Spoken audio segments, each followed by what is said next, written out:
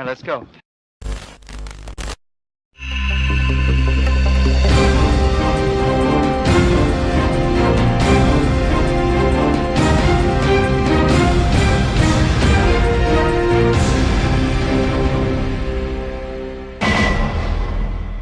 Distant Memories 96.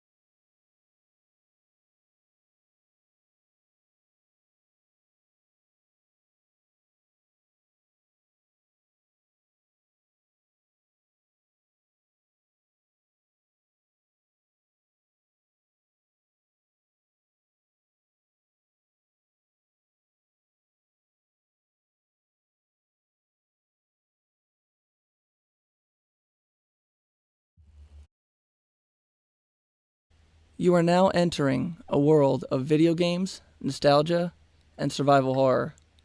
Something has crawled out of the dark. Not all evil is human. Welcome to the Distant Memories 1996 podcast, officially known by fellow survivors as Distant Voices. Joining me this evening are special guests, survived combatants. Please do make yourselves comfortable now. You are safe in our save room, a place with plenty of supplies and ink ribbons needed to save your precious progress and continue on your journey into the madness outside this door. You have made it this far, that of which I can see, now that you have arrived here, so I hope you enjoy your stay. Survivors are always welcome here. Before we get to tonight's show, please allow me to introduce myself. I am Distant Memories 1996. In addition to being a longtime fan of Capcom's iconic Resident Evil series since the very beginning, I am also an atmospheric horror writer for the Residents of Evil YouTube channel. I am the channel's official acting librarian on their Discord, tasked with the role of supplying the Resident Evil community with a well-thought-out and detailed nostalgic tale down memory lane. My stories can be found in their vast digital library of original, handcrafted, assorted Resident Evil stories. My experience with Resident Evil started one summer afternoon in 1996 with the original long box version of Resident Evil 1. It was the first distant memory of the Sony PlayStation, and my first for the series as well. In addition to it being the first time I was introduced to the world of survival horror, the nightmare was not over, for it only had just begun, and came back to me once again in the form of Resident Evil 2. The 1998 classic forever changed the way that I looked at games, initially and successfully made me the diehard fan of the series I am today. I owe so much to both of those games, along with every other subsequent release, slowly and surely dragging me deeper into its atmospheric blood-stained world of horror, fear, and corruption. The series has and continues to be with me, every day and everywhere I go, and has been there with me through the good and bad times of this crazy thing we call life. It's hard to believe that this series, along with a certain survival horror game coming out in January of 2019, is now well over 20 years old. More and more, I find myself wondering where the time has gone while I was exploring abandoned mansions in the Raccoon Forest, the airy halls of the Raccoon City Police Department, and dark streets of Raccoon City itself. It was a journey I have taken many times, and when given the chance, would always take again and again. Thank you for joining me this evening, and I hope you enjoy the show, along with all the future planned shows and content yet to come on this channel. I'm now going to bring in our guests, survived combatants. Hey, everybody. You're live now. There you go. Oh yeah, I'm on. Um, yeah, Welcome to the first episode of Distant Voices on the Distant Memories 1996 podcast. thank you for having me. Absolutely. If you will, please introduce yourself to our audience. Hello, everybody. It's Survive Kombatants here, and basically, who I am is a Mortal Kombat. I'm primarily a Mortal Kombat YouTuber. That's what I start out as, and then down the line, as a huge fan of the Resident Evil Classic, and with the boom of Resident Evil um, 2 remake, I have made a comeback to survival horror, and and yeah. So for the past couple months, I've been teasing, I'd be coming to Resident Evil's community, very very strong, and I have. Not only do I do content creation for like videos for and live streams, podcasts for Resident Evil, but I also do Photoshop arts. If you guys would like to download a free phone wallpaper, a free um, desktop wallpaper, I have them in all assortment of styles. I have a Leon player one, uh, one for the remake, one for Resident Evil 4, just all types. If you guys ever need sizes, just tell me. But yeah, that's basically me. Thank you, Survived Combatants, for that great introduction. I know you and your channel quite well, but I thought that who better to introduce yourself but yourself. Yeah. Let me see. Before we get into tonight's topics, this is our first episode of Let me see. I almost said Survive. Yeah, yeah. That was on your show.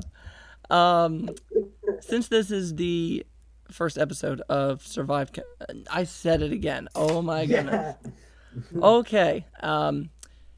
Since this is the first episode of Distant Voices, I thought that it would be interesting to add something unique and dynamic to who I am and what the channel does and what it's all about. So I came up with 10 unique Resident Evil questions for pretty much all of the times that we have special guests. So without further ado, are you ready? Yes, sir. All right. Question number 1. What is your favorite Resident Evil game of all time? Resident Evil 2, because it was the first game I've ever started of. But if anybody does know, Resident Evil 3 is actually way up on the list. It's actually, to me, on par with Resident Evil 2. But overall, Resident Evil 2, since it is my first, but I would gladly take Resident Evil 3 as well, if ever given the chance. Ah, interesting. Interesting choices. My favorite Resident Evil game of all time. That's hard for me to answer. Yeah. I love all of them, most of them anyway. If I had to pick, it would probably be between Resident Evil 1 Remake and Resident Evil 2. Those two are always fighting for, top spot, and then the other ones usually follow. But let me see now. Question number 2. What is your favorite distant memory of that game that you chose? On my channel, there's a story I like to tell, and it's with me and my stepdad.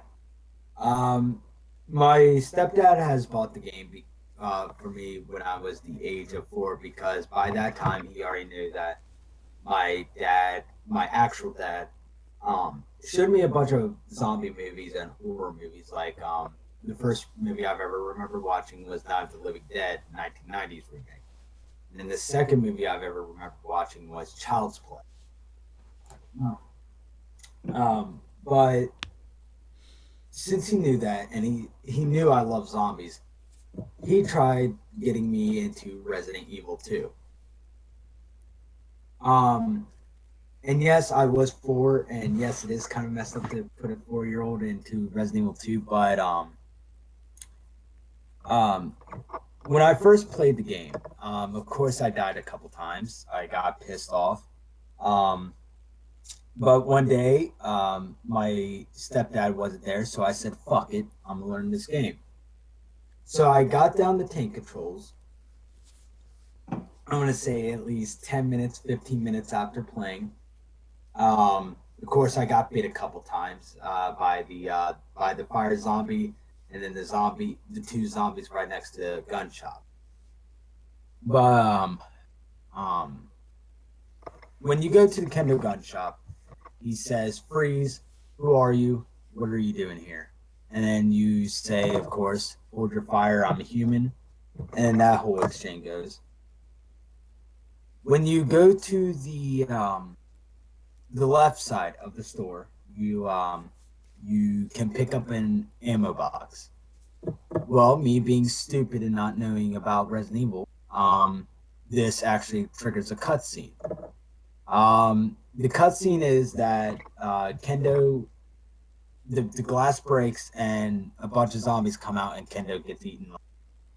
So with this happening and my 4-year-old mind being as imaginative as it could possibly be, I pissed my pants. After that, I yelled for my stepdad. He came over, turned off the game, of course, being the parent, and I told him I want to face my fears again, and he let me play it. So yeah, that's my favorite distant memory is actually spending time with my stepdad playing the game. Oh, that's a really nice memory. Video games of all kinds are really good at bringing people together, much from long distances or just together right there on the couch, like you're sitting there watching the same television screen. In this case, both getting scared. Yeah. Playing Resident Evil. My favorite distant memory, the one that I would say, if it was Resident Evil 1 remake, that's hard to choose because Resident Evil 1 remake was just such a special game. It was a masterpiece and still is. So I swear, like, my favorite memory of that game is like the entire thing because just seeing Yeah. that game remade the way that they did that game is mind blowing, and it's still to this day just makes me take a step back and just say wow. Resident Evil 2 is unique. If I had to pick a favorite memory of a distant memory of Resident Evil 2, oh god, it's gotta be that one hallway. I think it's on the first floor. I want to say it's on the first floor, where it's like a green hallway and all the windows are boarded up, and it's not the first time you go through, but it's the second time you go through. You don't expect it at all. Now, since I know the game inside and out, I know that it's going to do it. But back then, I didn't know. So I went through the hallway once. I was like, wow, this hallway's really creepy. It's got the bloody, boarded up planks on the windows. You can definitely tell that there was a large battle that went on between those who were there and those who were trying to come in outside. And you're kind of left with the remnants of what once was. But the second time you come through, you're not even expecting it. And the windows just break open, and these bloody zombie hands from the outside just, grab you, or they try to grab you. And oh my god, I got so terrified. It still gets me this day. It's kind of funny. I love playing the game, the old classic version. And every time I go down that hallway, I know when it's going to do it, and I still jump. I still jump, and I love that. It's great. So I can't wait to see what they do with that hallway in the remake. I know it's in there. but it looks a little different. But at the same time, it looks a lot of the same. So again, that would be probably my favorite distant memory. That. You got to remember they are changing some of the stuff around. So Yeah. like the liquor scene, they might change the zombie hands to another place. I can only imagine. Question number 3. Let me see. What does the Resident Evil series mean to you as a fan?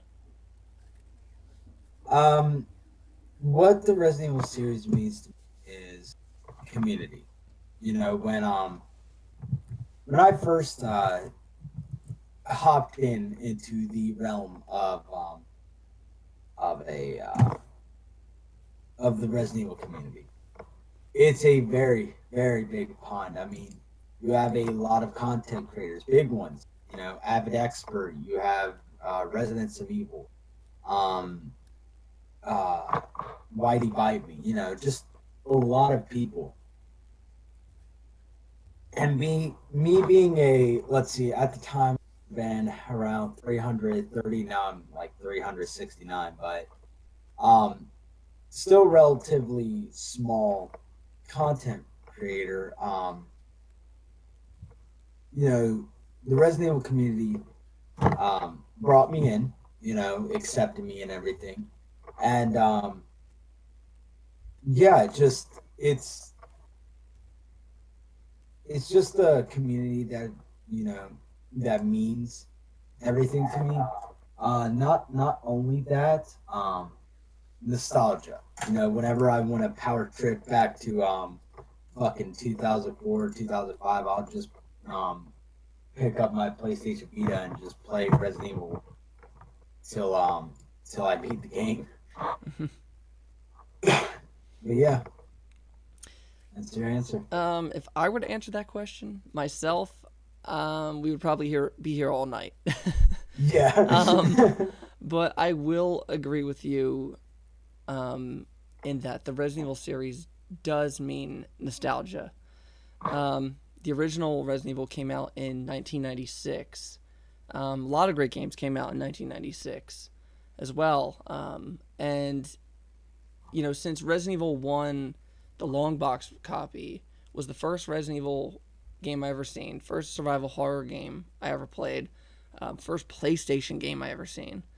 It was a lot of firsts. It was just you know, and I would always see ads for the game in the, you know, magazines. Back when we had video game magazines, that is. I mean, I know we have them now, but they're definitely not like they were in the 90s. They were pretty much the source of information for pretty much everything, video gaming. And I don't know, it definitely, whenever you play a Resident Evil game, especially the older classic versions of the games, it's definitely a callback to, you know, those earlier days in the 90s. But Resident Evil is a very personal thing for me. I don't know. It's hard to explain. I mean, it's as much a game as much as it's something else to me. In ways that, sadly, I don't have the words to explain. It's just something that I always felt really connected with it. From my world to its world that it's trying to portray. So, yeah, Resident Evil is a very, very special series. This brings us to number 4, which is, what is your favorite soundtrack in the series? The the Resident Evil 4 theme is very special to me, as when I was younger, when Resident Evil 4 came out, I hated the game. Um, and I mean it, like, hated. I would not play it. I mean, I would watch my stepdad play it, but I would not play it at all. I hated the fixed camera angles. Not only that, it was um, the quick time events. I didn't feel that at the time it was very Resident Evil of them to do. So, my dad used to go to the save room a lot. He loved the music that was within Resident Evil. So he would like spend like 10 minutes on his save or on the typewriter just listening to the music. And at one point, he played it on guitar, and it was it's pretty awesome. I actually got the same thing from him. I actually learned how to play the guitar, and then play the Resident Evil 4 theme. That was actually one of the first songs, or the finger picking songs I've ever. Second would be um, the Resident Evil 2 remake save theme. Even though it is controversial, which I'll even talk about in a fucking video. Um, Overall, it's the atmosphere that captures Resident Evil with the sounds and just the minimal sounds that it outputs as well. Third, I would say free from fear. Sorry. Um, this is the Resident Evil 3 track, and uh, in a way, I always felt it was really really scary as a child, but also safe in a way. It's kind of like that mixture of fear and relief at the same time. Which that's basically that the entire game. Uh, it's based on fear. But I've also learned how to play that on guitar, and it's just a beautiful piano piece. If it's something that I want to learn on piano, but or on guitar. So, but yeah, that's my three tracks: RE4, Resident Evil 2 remake, Secure Place, and Free from Fear. Okay. Let me see. If I had to pick a favorite soundtrack, which I love all the music in the Resident Evil series, but if I had to pick one, I would have to say the iconic and extremely memorable entire soundtrack to Resident Evil 2. Hands down. From the main hall theme to the first and second floor themes, the basement, the library, and who could forget that amazing save room theme, Secure Place. I can't even describe just how much I love that song. It really just, when I hear it, it instantly brings me back to the first time I heard it, and it's just an incredible track. So definitely Resident Evil 2. Just as a whole, I love all the series. If I had to pick like an entire, soundtrack, it would definitely be Resident Evil 2. What is your favorite save room theme in the series? A top 3 type of answer may be substituted as an answer as well. I know this is a very difficult question. It's like asking a mother or father to pick what their favorite child is. It's, you love them all. So Joke's on them, I'm the favorite. But go ahead, man. Yeah, like I said, the Resident Evil 4, Resident Evil 2, and then Resident Evil 3. There are other tracks that I like special shout out to A Moment of Relief, which is Code Veronica. Dead Aim has a really good save room theme. Very minimalistic with that one. Yeah, that one is just pure fucking sound. But it fits. It fits. Mm-hmm. And also, weirdly enough, Resident Evil 7. I'm not gonna lie, it did not have that bad of a save room track. Let me see. My favorite save room theme. I'm gonna say. Oh God, I'm gonna change my opinion like 2 seconds after, because these ones are always fighting. But if I had to say, it would be number 1 would be Resident Evil 2, and then Resident Evil 1 remake soundtrack, or sorry, save room, and then the one for God, I want to say Code Veronica. So, but the topic of save rooms in general, I don't know. I always loved the idea of the save room and the save room music that went with each one. I love that each one was different, and each save room kind of had its own, different feel to it when you walked into it. Like, you always knew your environments in those games, and you know when you were in danger, and you knew when you were safe. And the minute you walk, through a door and it starts playing that really calm, soothing, atmospheric song, whatever it was, it really made you like take a step back and take a deep breath and realize like, whoo, okay, I made it, for now before I have to go back out. They really did a great job, and with the songs, and I always felt that the save room themes were almost like characters in it themselves, or at least extensions of the character.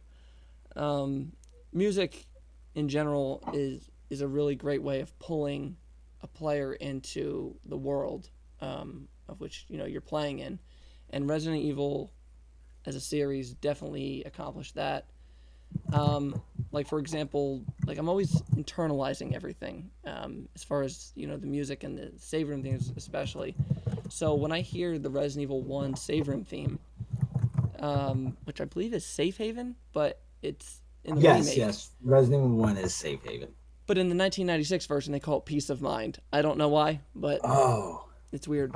But when I hear, Peace of Mind / Safe Haven from Resident Evil 1 remake, and even Resident Evil 1, 96, I am always, like, thinking of stuff. So I'll think of, like, Raccoon City, I'll think of Stars, I'll think of the early murders, the strange disappearances, and just the summertime.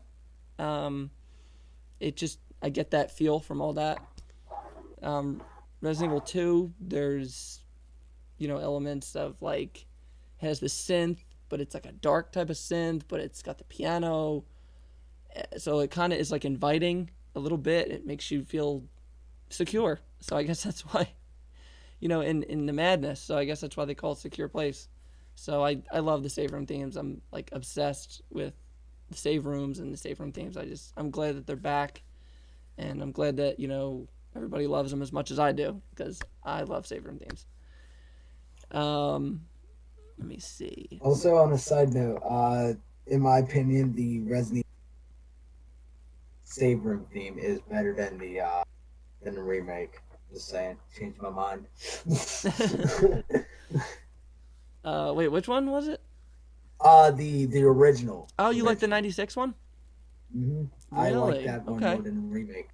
And I think that has weirdly. a lot to go in hand with, how not only just the song itself, but the technology that they had at the time to make the song. So it's almost like when you hear like one version of a song, but then you hear a remix, and you might like the remix more than like the original because they're using different instruments. So I agree with that. I'm like that with a lot of things. So that's another great point.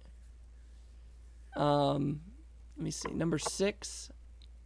If you could build any place in the series in real life, what would it be? Raccoon City. Oh my god! Like I said, it's wow. It's so iconic. It's like you can't just have like the Kinder gun shop. You can't just have the PD, the gas station, and you gotta have the whole damn thing. I want the whole damn cake in the oven.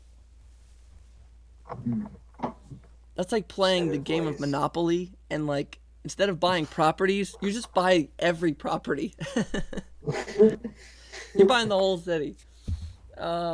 It's funny. You just said that, and I'm thinking like, I wonder how much that would cost to do that. To build the entire city, or even think about, is there any room? 43 trillion. I know, right?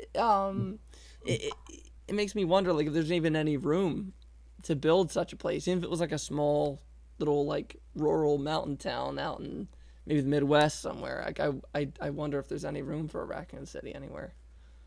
If there was, I would totally live there, and Oh yeah. But I would be pretty weary about going out at night, just because. I'm a simple guy.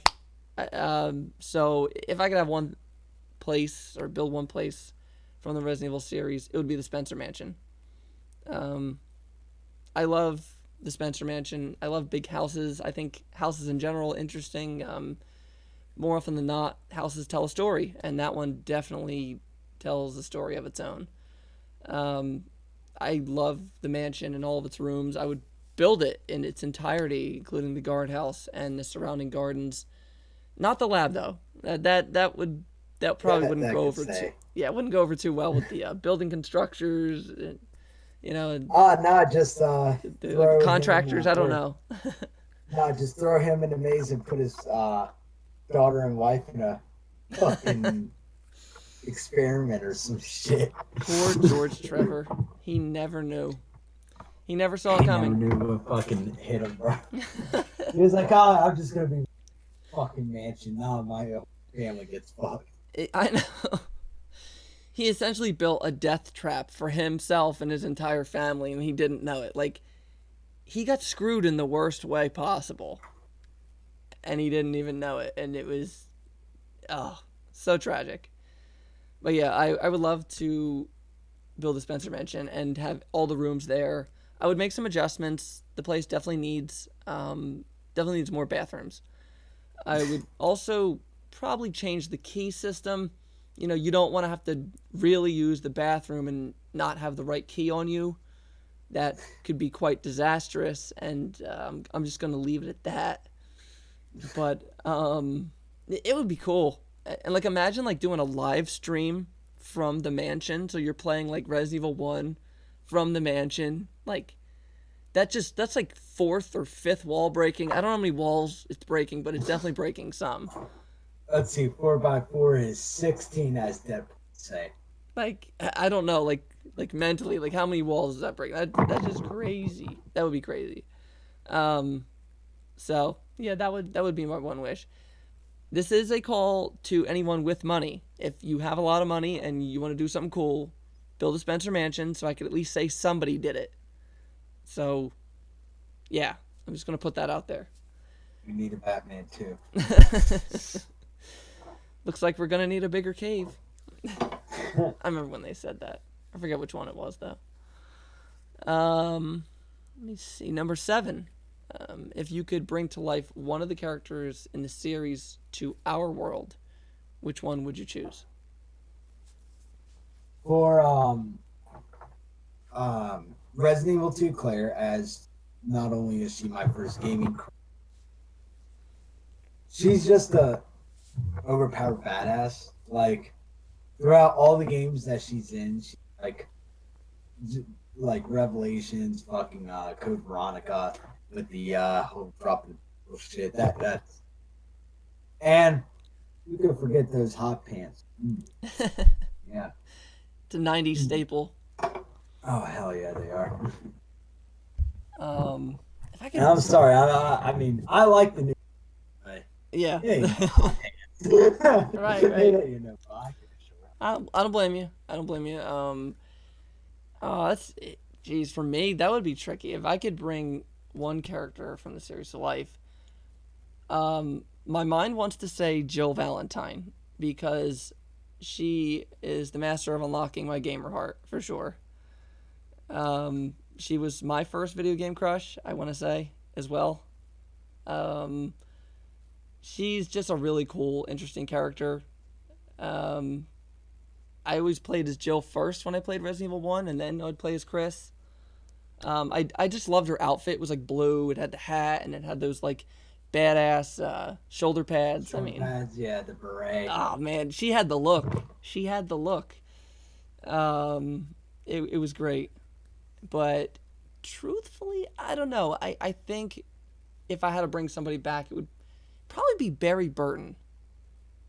I would love to bring back Barry Burton to our world, because you know what? I think everybody needs a little Barry in their life. And everybody could benefit from having somebody like Barry.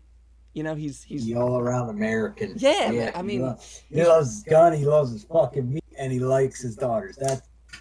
Yep. He's the perfect family man. He loves people. He loves the people around him, and he likes doing the right thing. But he's also he's got that old sage advice. I would trust Barry. Like, if I needed life advice, like, Barry, which car should I buy? I'm gonna ask Barry Burton. And if whatever answer he gives me, I'm gonna trust him because he's Barry Burton. What you want to hear is a Colt Python. Barry, that's not a car. Yeah, but this is better. This is better than a car. And you're like, well, Barry, this is my car. But then Barry goes, but I have this. And he like shows you like Yeah. a Hummer or something. You're like, yeah, okay. I see your point. You beat me. Oh man. I'm waiting for somebody to say, oh, I would bring in Wesker. I'm like, no, no, no, no, no, no. Oh no, the stupid motherfucker that brings sunglasses in the night. Yeah. That's not the 80s song, the I Wear Sunglasses at Night. That is definitely his theme song. That is definitely his personal theme song if he had one. But no, good choice. Number 8. Have you ever been out in the real world and made a connection to the world of the games, either in a big or a small way? Anytime it rains, like at night when I'm usually working on YouTube stuff. Usually when it rains and I can hear it when I don't have headphones on, it reminds me a whole lot of me being in a safe room because I'll have the, I'll have like the moonlight shining from my room. I'll have all my lights off and it's the own safe room. So I mean, like it's just anything atmospherical with that reminds me. That's a great And answer. pianos too. That's a great answer. And it's funny, I swear, I think me and you are a little bit alike in a lot of ways. And what I mean by that is I feel the same way about the series and kind of like its connection between my world and its world. Um, well, for one, um, I love looking up at the sky and I love looking at sunsets and the different colors that, each kind of like time of day brings. Um, like when I'm at work, I'll be happy that I'm driving home in like late evening or afternoon because of the sunset. It's almost like something I get to look forward to every day. What is the sky going to look like, when I'm driving home or when I'm out, in the afternoon. And it's just, sometimes it really just takes your breath away. But as far as Resident Evil, Resident Evil is like, I don't know, I often associate the sky with Resident Evil a lot and sunsets with Resident Evil. At the end of the game, you're always flying off in a helicopter into the sunset, It's all rosy and, happy and, you feel proud. And so if I'm out in the summer and, the sky is looking a certain way, and if I'm so lucky that a helicopter is in the air too, I'm like, oh my God, there go the stars. They're going to find Bravo team. So I always like, go get them, boys. It's so that's like something, either big or small, I guess, depending on how you feel. Save rooms, I love save rooms, and I love them so much that I turned a good chunk of my room into a almost like replica. It's my own version of it, but I have a desk with a typewriter and some old books and like a light that changes colors. It also plays music out of it. And I have another desk right next to my bed, and it's made out of books. It has like a glass top.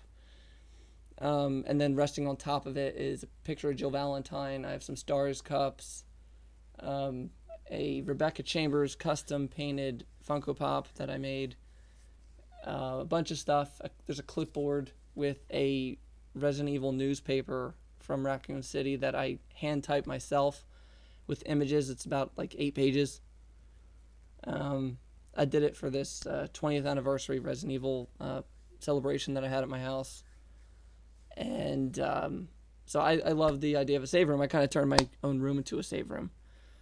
So it's pretty great when you go to sleep at night. Just put on the save room music. You're like, okay, I'm safe for now. I'm safe for now. Another funny thing that I've always thought is like, how like real life is in first person? Mm-hmm. And like when you open a door, it's kind of like when you open a The door. animation. Yeah. Yeah, that's when I was younger. I actually used to do that. Like I would open it slowly to peek around, like what's in the room, and then just go out. Like it was always like a like a second. I don't know what you call it. Like Yeah. when you keep on repeating it until you just automatically do it. I forget what they say it is. Yeah. And so there's just so many different things. I know, like the Arklay Mountains is like the Ozark Mountains in our world.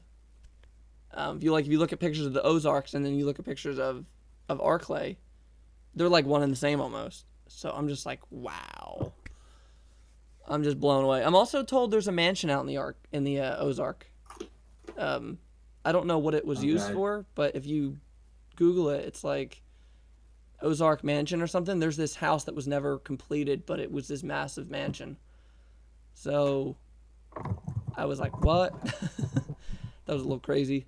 But I love that there's always some way that I can take Resident Evil's world and my world and mix them together, and it almost feels like sometimes they bleed in between each other, the two worlds. Even though it's a fictional series, it's really crazy, and I think that has a lot to do with Capcom and the way that they make their games and made that series, and how it was kind of like a touch of realism with a touch of like fictional stuff. So it was a perfect blend between realism and science fiction. Let me see. Number 9. What characters would you like to see return in a future Resident Evil title? Either through an official numbered title or an in-between Revelations type of game in the series, and why? With the how do I say this? The fuck me. One of the characters that I want to see come back is Rebecca, especially after Vendetta movie. She has grown more to her cult following. She's always like the kid, not Sherry level, but just the innocent girl of the Resident Evil series. Angelic. So I would like to see her come back for a Revelations 3 type. Since you got Jill in the first one, then you got Claire and Moria Brown, and I think even Barry at some point. Yeah, he's in Revelations 2. Yeah, in the second episode, isn't it? Mm-hmm. Yeah, it was great seeing him get put back in the series. Yeah, just having her and maybe somebody else in the in it. Yeah. Okay. It's funny that you said Rebecca Chambers because I feel exactly the same way. I always thought, and still think to this day, that Rebecca Chambers is one of the most highly underrated characters in the entire Resident Evil series. She's one of my personal favorites, and for good reasons. She's a great character. She's got a good personality as far as what they show and portray in the series, and like there probably isn't a person out there that wouldn't want to be friends with someone like Rebecca Chambers. She's always happy for the most part. Positive. She's there like when you need help. She's really smart. All those good, interesting qualities. So I would love to see her come back, and I agree. Vendetta definitely, when they decided to bring her back in, I was like, oh my god, there's Rebecca Chambers. We haven't seen her since, God, like Resident Evil 0, theoretically, as far as series canon. So it was really great to see her come back, and I would love to see her. One other character I definitely would love to see is Billy Cohen. I still to this day think about what happened to him after he kind of parted ways with Rebecca at the end of Resident Evil 0. There are people that say he got away. There's some people that he got killed in the forest by the dogs. Maybe he went to the next town over, or maybe he went to that other town, that Stoneville town, that was like right next to Raccoon City. or it was like near Raccoon City. I don't know, but it would be great to see him come back. And for the longest time, I really thought that Capcom was going to put him in Resident Evil 7, and that would have been so cool if they did. That would have been so awesome. I think he would have fit. I really like his personality and the way that game was. I really think he would have been a great fit. So it's really a shame, missed opportunity in my opinion, that they didn't include him. So yeah, You know who's also another character I expand on? I'm also going to say the Outbreak cast in its entirety. I love those characters. I wish they'd come back. Yeah. The other person that I was thinking of is Ark Thompson. Oh, from Gun Survivor. Mm-hmm. Hmm. Yeah. I don't know. I don't know. He just fucking looks cool. Just like the fucking green jacket. Yeah, I know, right? How often do you see like green coats, like the way he had it? Yeah. But yeah, Interesting. I like to see more of him. I thought that he came back. For like the longest, I thought that he came back in the Resident Evil movie. I think it's, let's say, Damnation. I thought that guy that Leon was like with during that movie. I think his name is Buddy or something. Yeah. I I think that was. I feel like I butchered his name. I think it's something else, but I thought that guy when I first saw the first trailer. Excuse me. When I first saw the trailer for Damnation, I thought that it was Ark, and I was like, "Oh my god!" Because they only showed like a silhouette, and he had the same body structure, so I thought it was Ark, but sadly, it was not. Um, Yeah. Number 10, last question. Why do you think that Resident Evil has, since its creation, become the iconic and fan favorite series it is today? Um, it's because it's back in the '90s there was really nothing like it. Not only did you have zombies, which were, I mean, yeah, you had zombies ate my name, but it wasn't used to horror.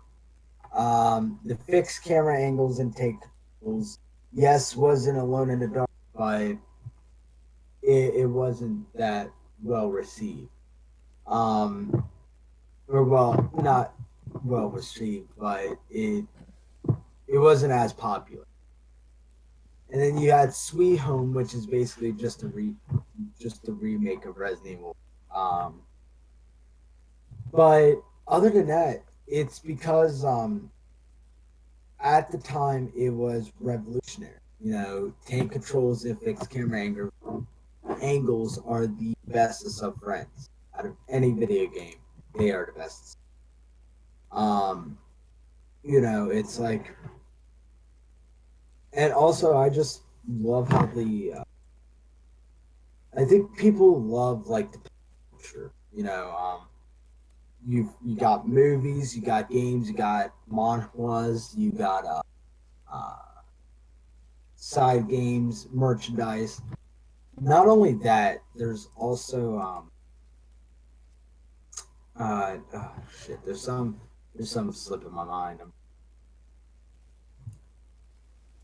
But yeah, just everything about it. You know, it was the first real zombie survival game, and especially after the first zombie back in '96. Oh yeah, that definitely. So yeah. Not a great answer. Me personally, I think what made Resident Evil amazing and why it's still so beloved to this day. I think it has partly to do with the world, the characters, and the story. Um, Granted, people say the story's one way or another, but I love the story to the series, and I love all the lore. They really put a lot of detail into each game, and they try to make it as real and believable as possible to really kind of pull you into its world and pull you out of your world. So you're just totally hooked from the minute you press start. And I think there's a lot of elements that people can resonate with, um, that are in the games, and we can then apply them to our own world. Resident Evil is the kind of world where you have normal, everyday, regular people thrown into sometimes the most horrible situations that their nightmares could dream up. And they have to get through it, they have to survive, and they have to endure, even through times of great sacrifice and loss. And I think those elements are things that all of us can relate to in our own way. And, the world is a great place, but it can also be a dark and grim place as well. And I think that, with that said, the Resident Evil world is the same way. Most of the people living in that world want to have a normal life, and they live to fight for a better day. And I think that's something that we do as well. We do our best with what we're given, and even, despite the madness going on around us, and we just try to be the best people that we can each and every day and fight through it. So, I think elements like that really come home to a lot of people, and I think that's why I think it really means something. So it's something that no matter what, it's always relevant. It always kind of connects on a human level to the player, and then the biological stuff and everything else crazy going on, they apply to it, and they love that too. Um, I also think, in loving memory of George Romero, we would not have Resident Evil without him and what he did for zombies and the whole zombie genre. The Resident Evil zombies we have are George Romero's zombies, in spirit. So we have a lot to thank for him for that. And a lot of people grew up watching old school horror movies. My first horror movie was the original Night of the Living Dead. It was actually, I believe, the black and white one. It might have been the 90s colored version, but it was still the first horror movie ever seen. So that being such a cult classic among all kinds of movie fans, and even people who are horror fans, can also resonate with Resident Evil because of that horror element and how they did zombies. So yeah, it's a great series, and it's hard to believe that it's 20 years old. I wish it all the best, and I hope it continues on. I hope we get more games in the series, and people keep supporting it, and Capcom keeps making amazing titles in the series. So yeah, but thank you for answering all those questions, and giving it your best answer for each one. I appreciate that. So tonight's topic starts with the news and coverage shown from the Gamescom convention in Germany, which took place on the 21st through the 25th. And I'd like to have your opinions first, given that you're our special guest tonight. So, what did you think of seeing Claire Redfield and Sherry Birkin, in greater detail and depth, through the little bit of footage that we were shown at the show? What are your thoughts? In all seriousness, I said finally, because we haven't seen we've not seen like Leon before. At this point, I felt like I've seen so much of Leon. It's almost kind of spoiling everything for me. But with Claire, it was like apparently the gameplay got leaked. Of course, I knew that was gonna fucking happen. They said press only, but overall, just like the dialogue between the two, the "No You" meme came out of it. Birkin looks fucking just everything just looked pretty good to me. Um, I agree. Once I saw that first trailer at E3 and then the second trailer at E3, both of which blew me away, and I did not expect two trailers. It was like it's like getting a Christmas gift and then getting another one like right after it, or like something like that. Yeah. It was just like Merry Christmas, Happy New Year. There you go. Like it was mind blowing that they did too. But and then they showed the footage too, so that was crazy as well. I was like, wow, they are really like just throwing it all out there. It's almost like their way of saying thanks for keeping us in the dark for so long. And Yeah, I believe that God, I'm gonna work with Kendo to make a meme. It's gonna be in the style of I'm gonna make sure he's on board with this, but it's gonna be pretty easy to make. But it's gonna be the Wreck-It Ralph meme where he's like, "Eat, bunny, eat," and then the it's just gonna be information about Resident Evil 2, just each individual piece, till we just get full and we just blow up. there's yeah. just been a massive dump of information, and it just more keeps coming out. It just you think you heard it all, and you find little bits of here, and then you get big information and small information. So I remember when they first said that Resident Evil 2 was announced and they were going to keep the community kind of like updated about it, and everybody was saying that they didn't really do a great job with that. Well, I'm actually going to say now that they are, so I think they were good on their word. I think they were good on their word. Yeah. At the time, I mean, yeah, the 2 years thing is kind of okay. You're kind of pushing it there, but seeing what we got though. Yeah, seeing what we got, I think that all makes up for it. Absolutely.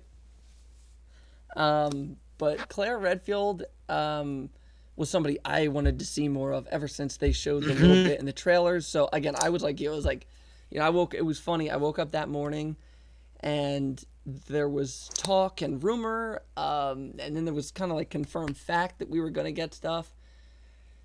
But like you said, it was for the press. But then somebody leaked it, which I kind of knew somebody did. Like, yeah, I knew they were. Once someone says, "Oh, this will only be shown to this specific group," it's gonna be fucking leaked. Like nobody's ever like safe from leaks. So call your plumber. You got a leak. Mm-hmm. I mean, fucking A. I bet you. You know what? I bet you it was Capcom that leaked it. Yeah, that was a long theory that I had, was that I'm on to you, Capcom. Capcom did it. Well, the reason why I say it is because like game studios are known for like leaking their own stuff. It's like a Deadpool kind of thing where Ryan Reynolds leaked his Deadpool sketch to get people hyped. Oh, he definitely leaked and that. to fund the movie. Absolutely. To fund the movie. So it was like, oh yeah, all right. But I saw Claire Redfield in the 2 trailers that they showed off at E3, and I could not wait to see more. Comic-Con, San Diego Comic-Con, quelled any fears I had, even though I was pretty much okay with Claire's new outfit. It's just I thought it was missing one key thing, but they brought it back, and I'm okay. So once I've seen that Made in Heaven logo, I was like, yep, we're good. We are totally good. I loved how they portrayed her too. The voice actress does a really great job. Nothing will ever replace the amazing voice talent that was Allison Court. She will always, be in my heart as Claire Redfield, and she did a fantastic job. But that's not to take any of the, great job that the new person is doing either. I think they're doing a good job. Well, yeah. Just overall, when Comic-Con happened, it was like, holy shit, okay, you just gave me a couple pictures that I could crop out, so this is awesome. Um, and after that, they announced that they were doing a relationship with Harley, and I was like, dude, that's fucking awesome. Now I kind of want to get that bike, but it's gonna cost too much money. And yeah, Yeah. you think the fucking keyboard's crazy? Wait till they take a Harley and slap a fucking Resident Evil logo on it. Give it the license That'll be plate. worth. Oh. Yeah. Yeah. I'll just be So, like, yeah. I'll look at my credit card and be like, how much are we willing to go up to? Oh, I'm good. I'm cleared for this. Okay, cha-ching, and then I'll like totally hate myself later. No, I would never do that, but it would be really cool to see. Because I mean, who doesn't love cross promotion? Who doesn't love that? I thought it was genius that they did Resident Evil 2 and Harley Davidson. I thought that was totally dope, and that was a really great call.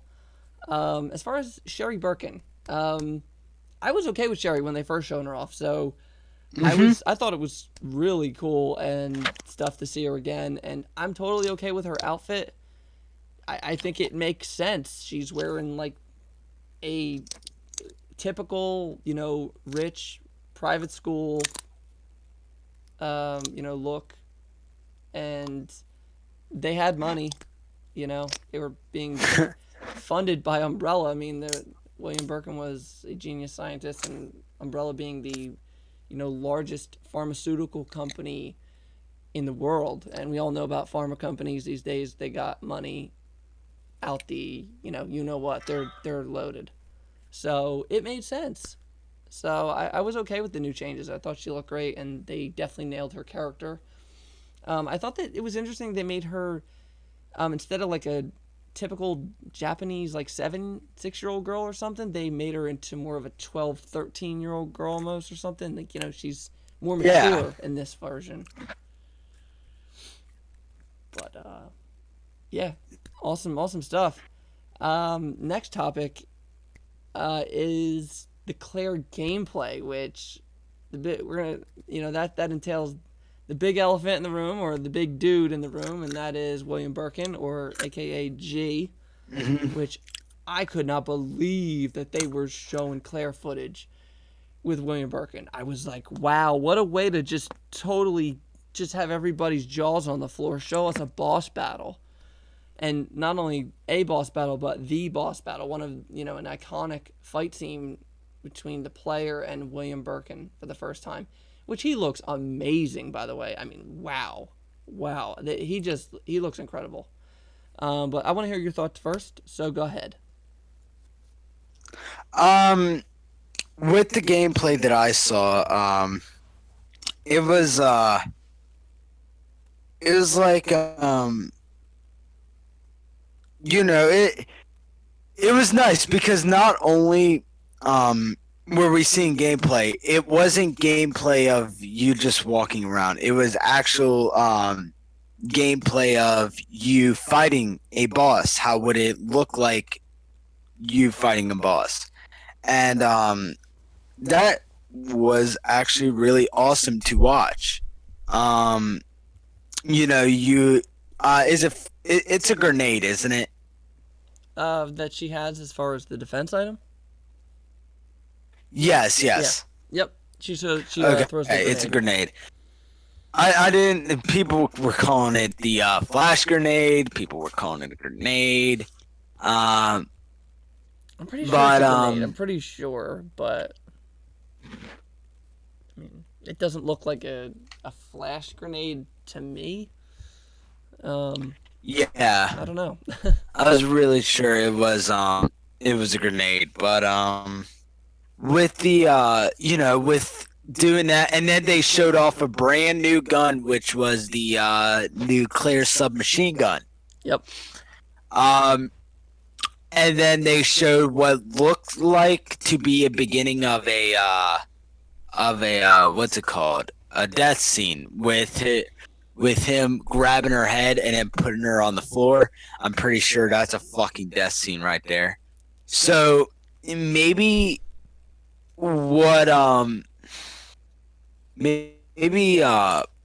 for bosses, it's actually a one-hit kill, maybe. If they do grab you and you don't have a defensive weapon. Possibly. Just maybe. We know one thing, that it's gonna be gruesome. It is gonna be. Oh yeah. If it's anything like Yeah. the stuff that we've seen so far, it's not gonna be pretty at all. It's not gonna be pretty. I thought the fact that they were showing William Birkin was amazing with Claire. I did not expect that. That was like definitely a mind blower for me. I woke up that morning and I saw Claire gameplay, and I saw the pictures of William Birkin. I was just like, oh my god, look at this. This looks crazy. I thought it was interesting the way too that when you're fighting him, he shows bits of his humanity a little bit. Because when you're fighting him, he yells. Yeah, with the Sherry. Yeah, dude. I was like, oh, they brought that back. Awesome. All right. I forget. That was from when 1.5. Yeah, that was from 1.5 when they originally wanted it, but I think they had it in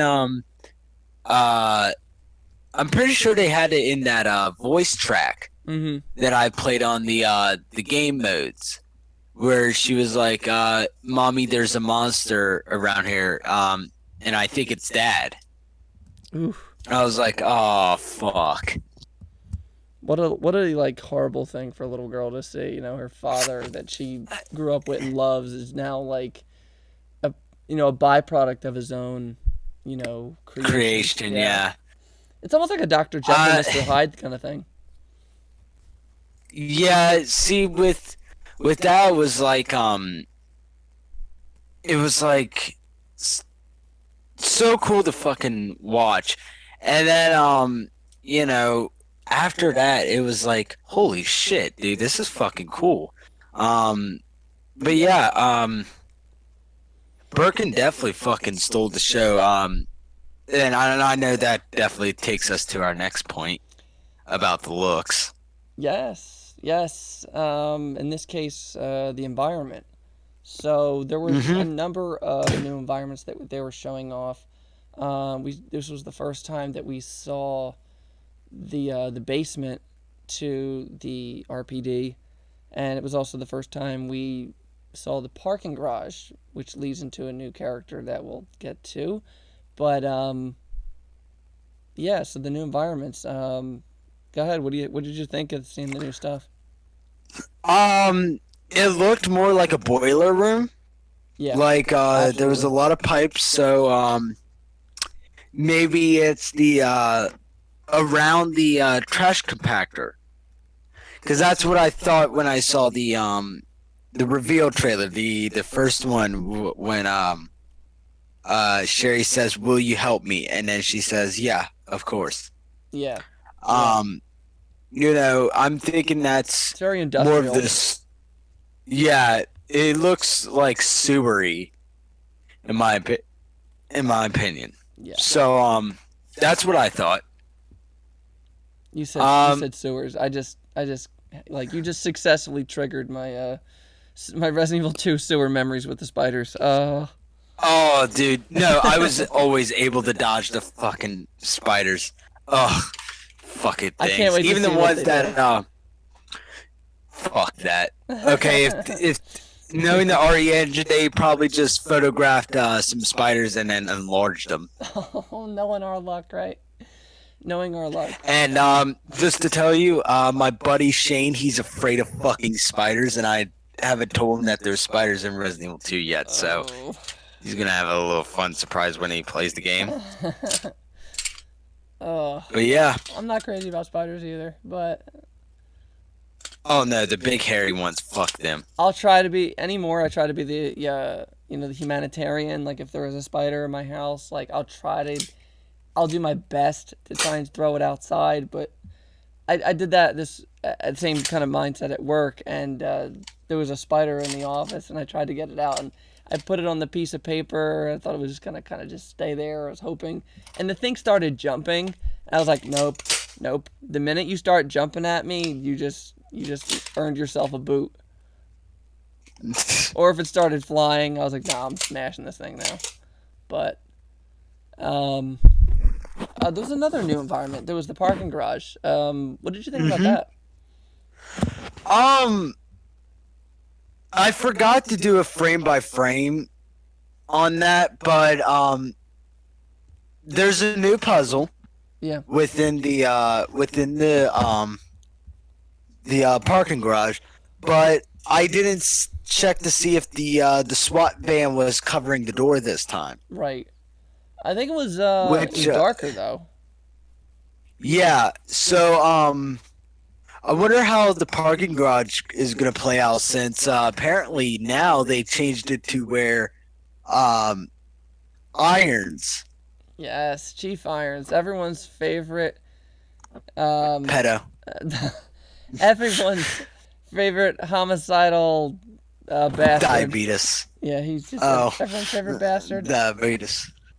You know, I said this line. Irons is getting rusty. You know, he's getting a little gray on the fucking top and shit. Yeah, he's seen some shit. He's seen some serious shit. So and he's probably. Well, he's seen diabetes. What do you expect? You know. Yeah. But you know, in the parking garage, they changed it now where you get to see Irons, and also, if you remember, Ada. Yes. Is someone you meet in the garage. So it's like, okay, now, how's this gonna work? You know. Yeah, they are really making some changes for sure. Which I'm wondering if the reveal will actually happen to Claire first. You know, that's how they get out of the sticky situation is Ada. But Irons is too much of a one-off character. I think Claire has to do some stuff for him. And no, you dirty little shits, not what you're thinking. But they I mean, did like, talk about Irons though, and they said that he's going to be a lot darker and more evil in this version. He's going to be around longer than he did. Yeah. So I don't know what that means, you know. And are we gonna have to like fight like a zombie Irons or something? Like I don't know. Then there's that whole thing with the daughter, of the mayor, Mayor Warren's daughter. What do they call her in the manhwa? Something Chan. I think Chan is like the like, you know, when you have female. Yeah, that's like the whole San thing. Yeah, I just forget what they called her. Like I think it was Su-chan. Scorpion did a video about it. Yeah, I know. I fucking watched that video and it's so fucking good. Yeah, he does a great job with his content. Daughter, he needs to make a video on how much funding the fucking Umbrella's giving the RPD.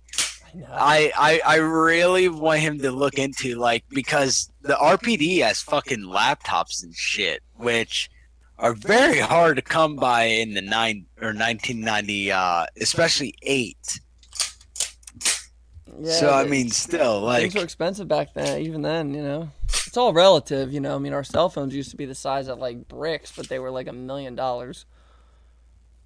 Now they're so small we could lose them in our pants, and like where are they? Oh yeah. But yeah, with the whole daughter thing, yeah, I thought it was gonna be apparently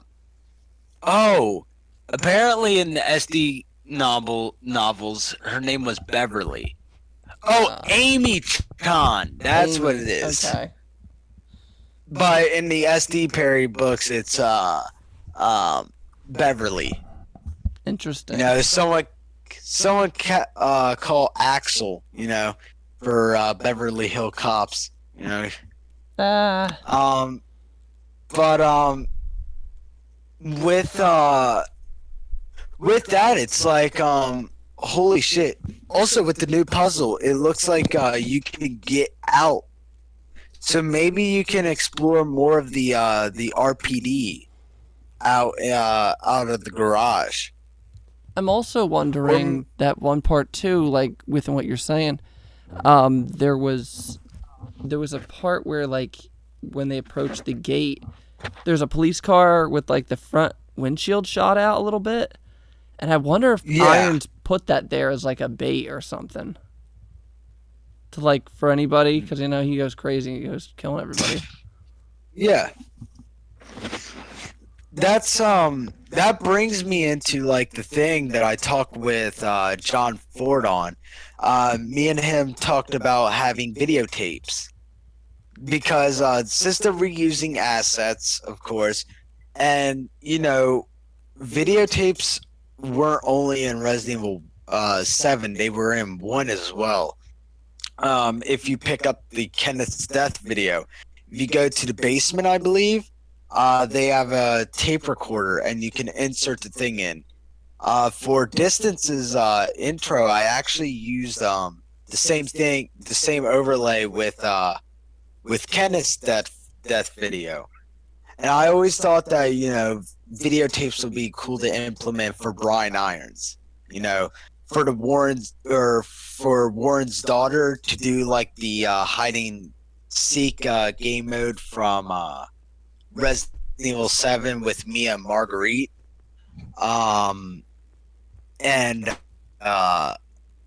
also with the surviving, being a cop and trying to survive and then just getting eaten at the end. You know, that shit can bring a lot of tension within the game. Absolutely. It'll be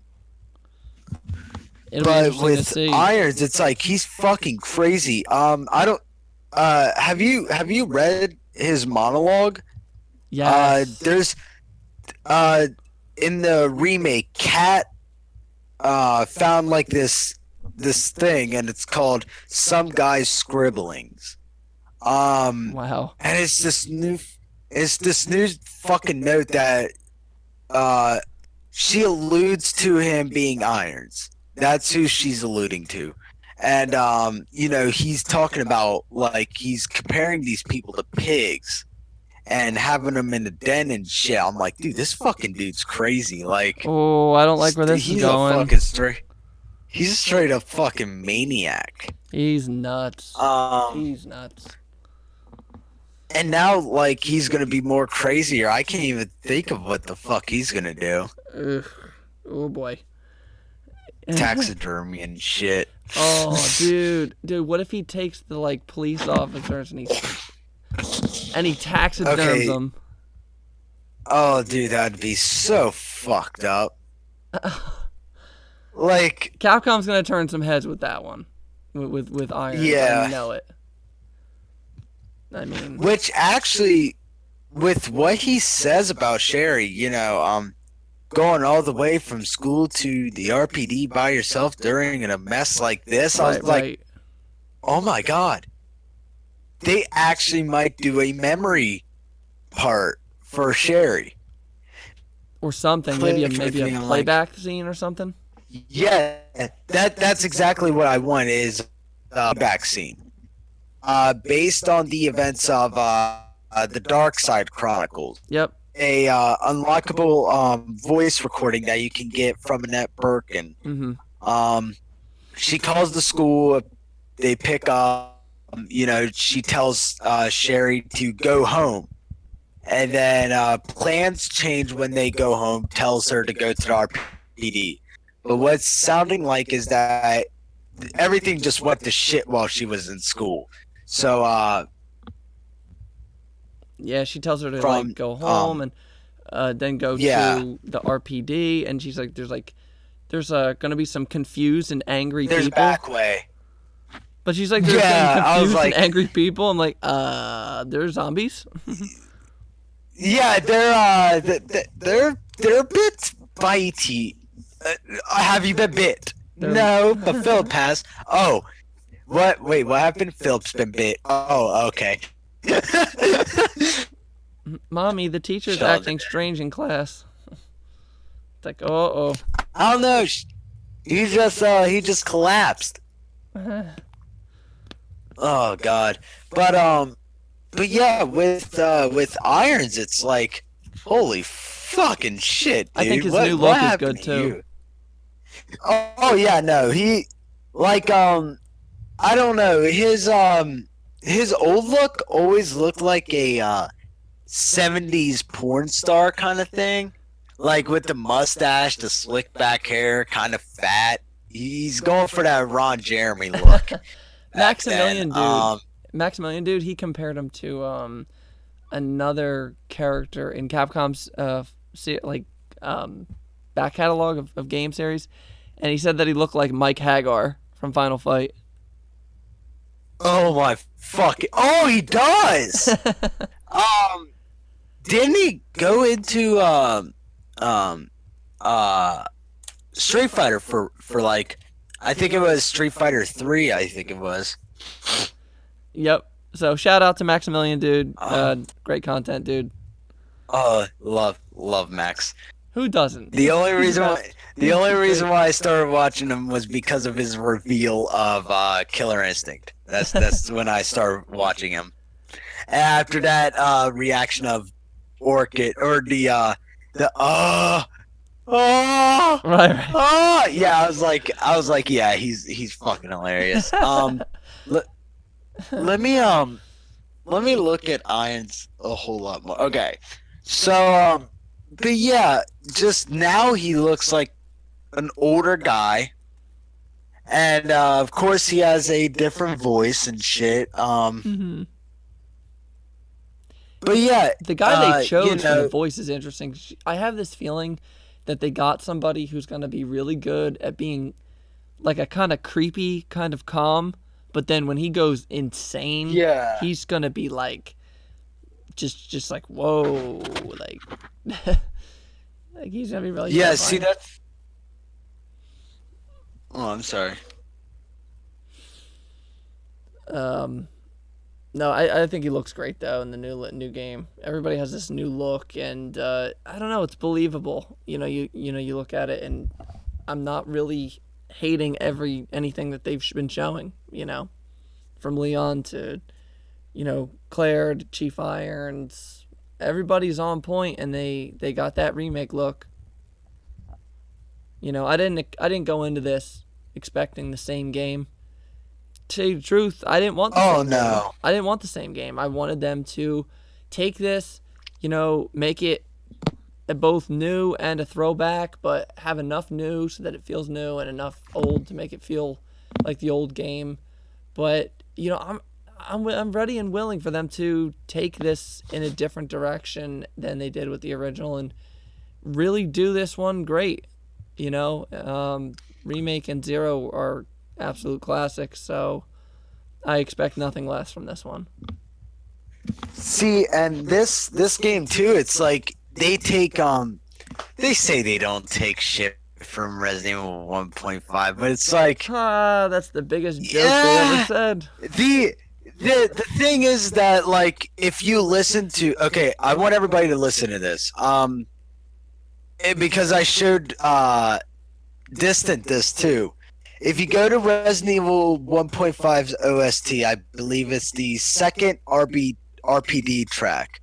What everybody has on their PS4s when they pre-order the game on PS4, the track that plays in the background, it sounds strangely familiar to the 1.5 RPD track. This same fucking notes and shit, just how everything's fucking plays. At this point, I don't think it's a basement theme anymore. I think it's a remake of the 1.5 track. Not only that, battle damage. Yeah, of course they were gonna put battle damage in. I mean, that's how you show good technology and remake and shit. Just show battle damage. But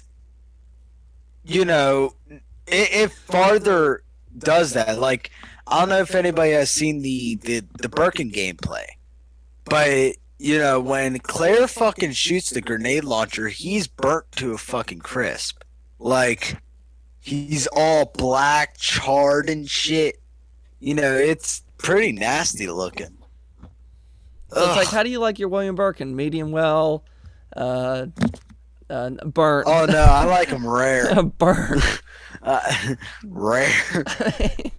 I I'd saw ask that. for a living, but I saw that. I was like, I don't oh think my. that happened.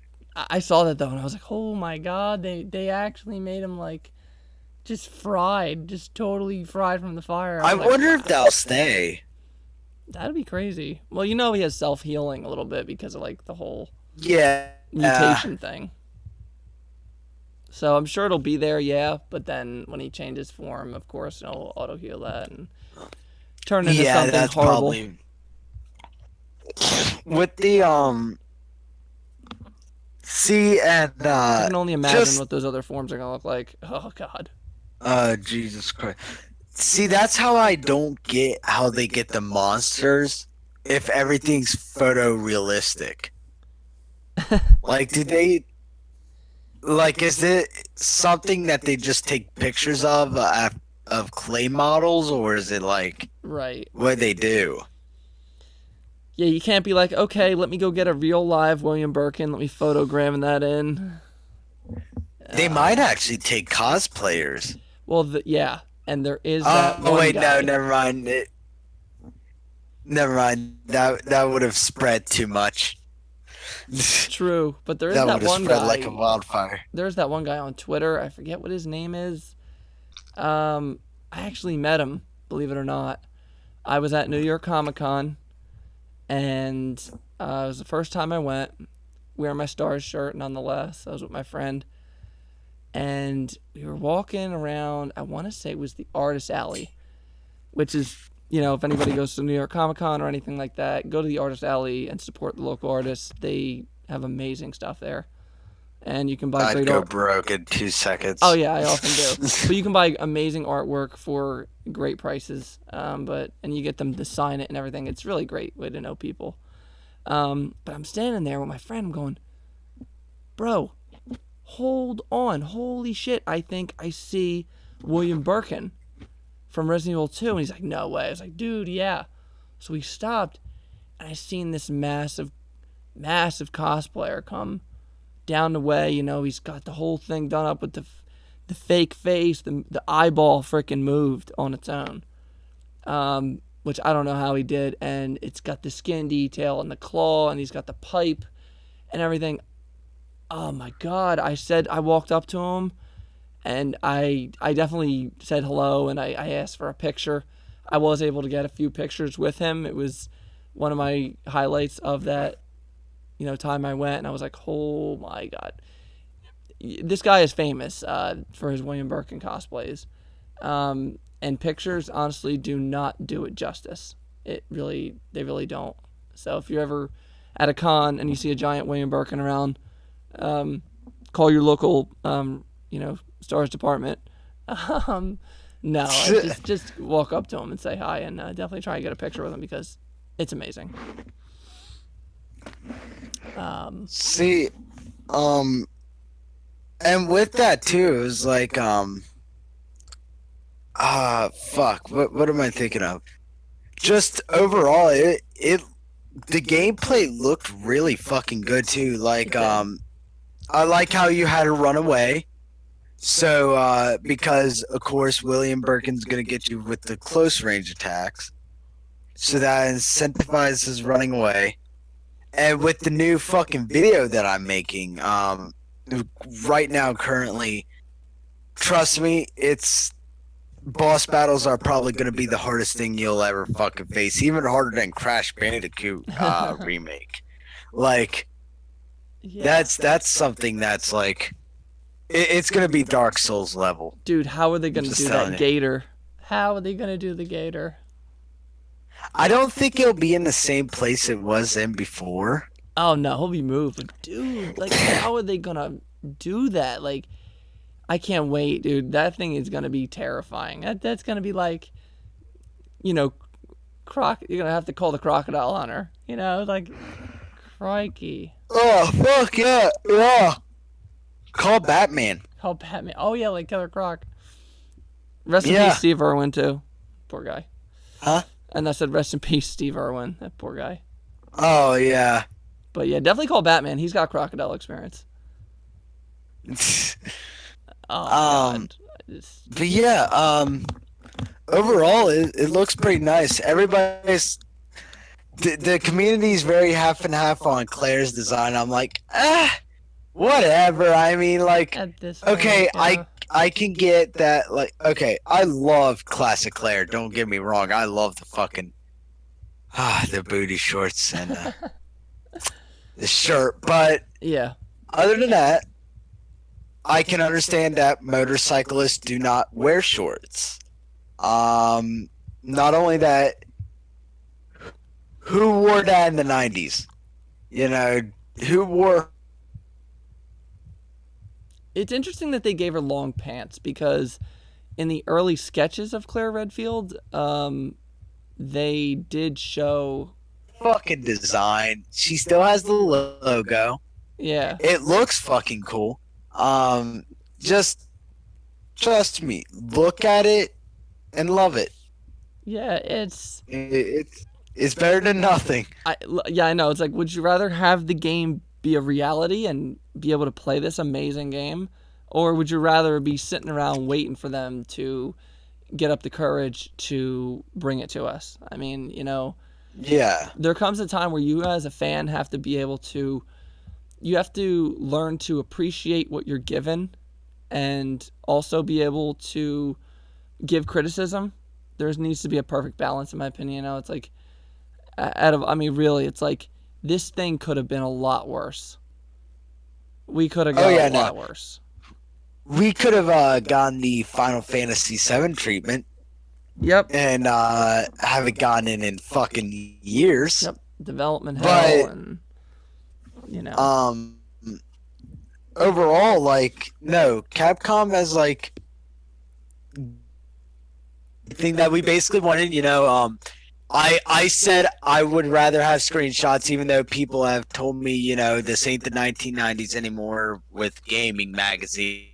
We don't do screenshots and shit. I'm like, I don't care. I just want, like, some form of evidence of this game. And yeah, I got that fucking evidence. Yeah. But yeah, the overall, just everything looked so fucking perfect with this game. It's like, yeah. the first I two love trailers how blew it me looks. away. Oh yeah, no, the first, yeah, no. When like I said, I didn't even get to see the second trailer till I got done with E3. Yeah. So I was like, oh fuck. There's another trailer I got to break down. So there was actually more substance in that one, I believe. There was. And a lot of people were like, why didn't they show that trailer first? Well, let me tell you, if they did, it would kind of take away the surprise. So they had to show what they did first. With the rat, that's the whole point of that scene, is to show the rat. Yep. You know, give fans the clues to, okay, this is Resident Evil 2 remake. The PlayStation 1. Yep, that was the awesome. rat itself. That was so cool. Being a reference to Outbreak, and then not only that, the beer on the table. Dialogue between it. You know the beer. Yeah. That was from Resident Evil 7. Wait, are you serious? Yeah, I don't want to go on record saying I was the one to say that because I think it was Rely on Horror. So I'm going to go with them. Yeah. They said that the beer, when you looked at it, because I didn't play Resident Evil 7, but there was a beer bottle in that game, and if you look at the beer bottle in that game and you compare it to the one in the trailer, the beer bottle in the trailer says Dulvey beer, and Dulvey is Louisiana. So that was even... That's pretty... Yeah. See, with me, it was like, okay, I'm not gonna lie. My reaction is a bit overhyped, but, like, I've been waiting for this fucking game for 2 years, so it's like... Yeah. I was waiting for this day to come. I've been waiting for it since like, 2002. You know. Jesus. Yeah, really, truly that long, because once Remake was announced and we got to see it and play it and stuff, I was like, please tell me that you're doing this with Resident Evil 2 as well. Because, damn. Yeah, in about 10 and 15 years, we should be fine. I'm just thankful But, that I'm still alive to see it. That's all. Yeah, no. Like, this is the most hypest game I've ever... Like, even over NetherRealm games, and I'm pretty fucking hyped about Mortal Kombats and Injustices and shit. Yeah. But this is the most hyped game I've ever fucking, like, wanted to play in my life. And I know once I do it, I joked around this with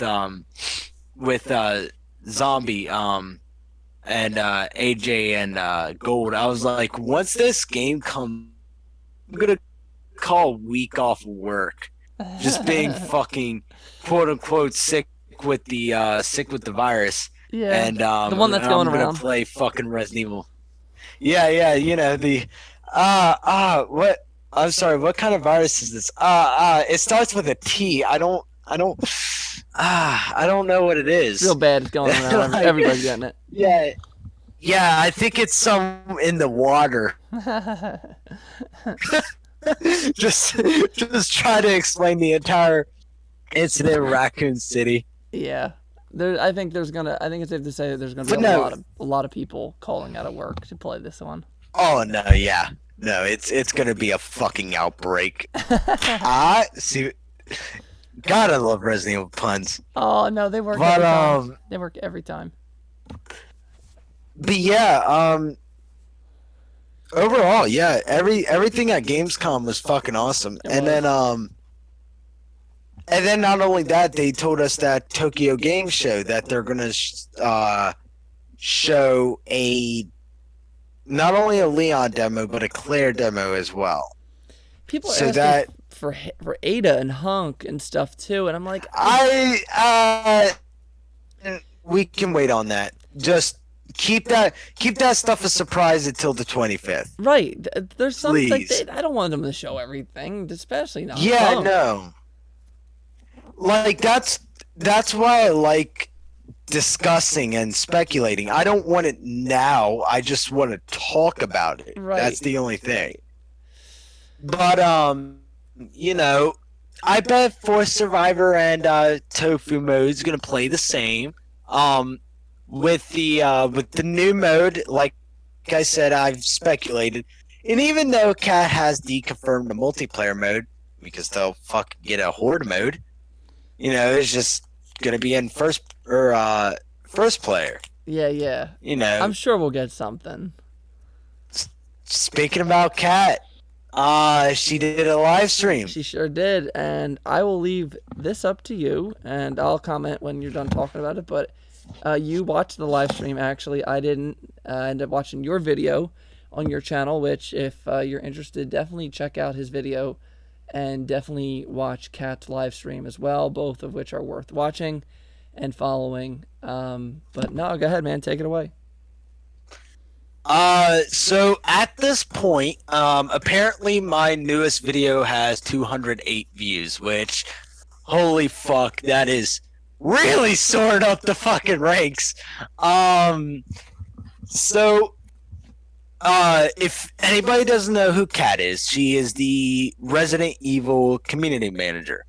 She used to be a streamer for survival horror games, basically just Resident Evils and stuff, and then she got community manager. So apparently I was subscribed to her even I think before she I think this was the time that she was starting out as community manager. So I didn't even know about that at the time. So I watched her Twitch stream, and there was 8 pieces of information that I got, and technically 9, but 9 is actually going to be a new video that I'm making. So the 8 pieces of information, let's just go down one by one, and we are going to just actually we got 1, 2, 3, 4, 5. Okay, we're going to talk about 5 pieces of evidence that I have. So first are the resilient zombies. In the video, I showed her planting or putting 7 bullets into a zombie's head, and this is the head, mind you, of what pop culture would signify as the weak point of the zombie. You know, remove the head or destroy the brain. That's from Shaun of the Dead. But yeah, and then even though his skull is fucking screwed up, he still gets up, which is absolutely terrifying. And I'm gonna have to grab my shotgun for this. So Distant, you take it away since you saw the gameplay of it. Yeah. So one thing I will say in relation to what you said about resilient zombies, they did say that there was no crimson heads. So anybody who's wondering or asking about that, they did say that there's not going to be any more crimson heads or anything like they were in Remake, whereas crimson heads were the zombies were when you killed them and they died on the ground. After a certain amount of time in the game, the bodies would decompose further, the nails would grow longer, teeth would grow sharper, they would just go crazy, and they would come charging after you, unknowing to you, and you'd be gone down a hallway and you'd have this crazy red thing running after you full sprint, and you better have your shotgun on hand or your grenade launcher, or you were pretty much screwed or running for your life.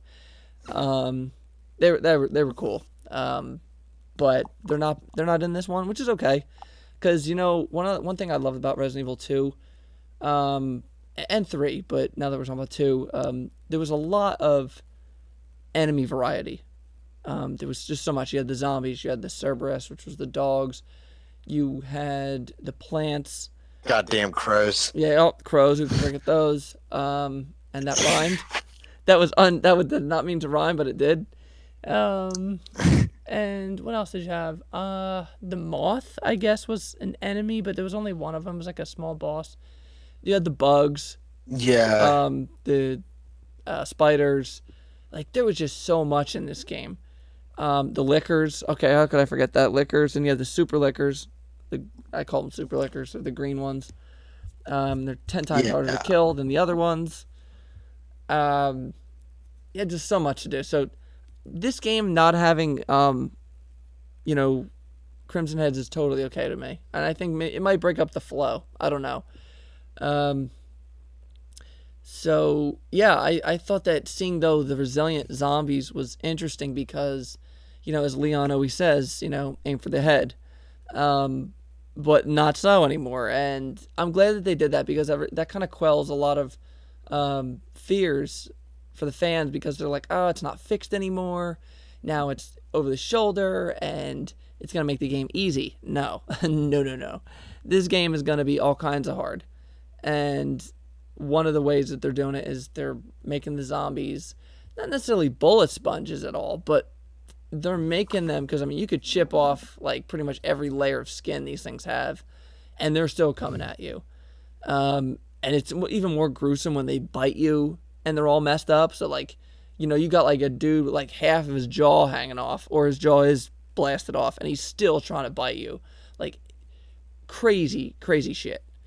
And I love it. It's definitely gonna just like make everybody's just like heads explode just from like seeing just the crazy damage you can do with these things.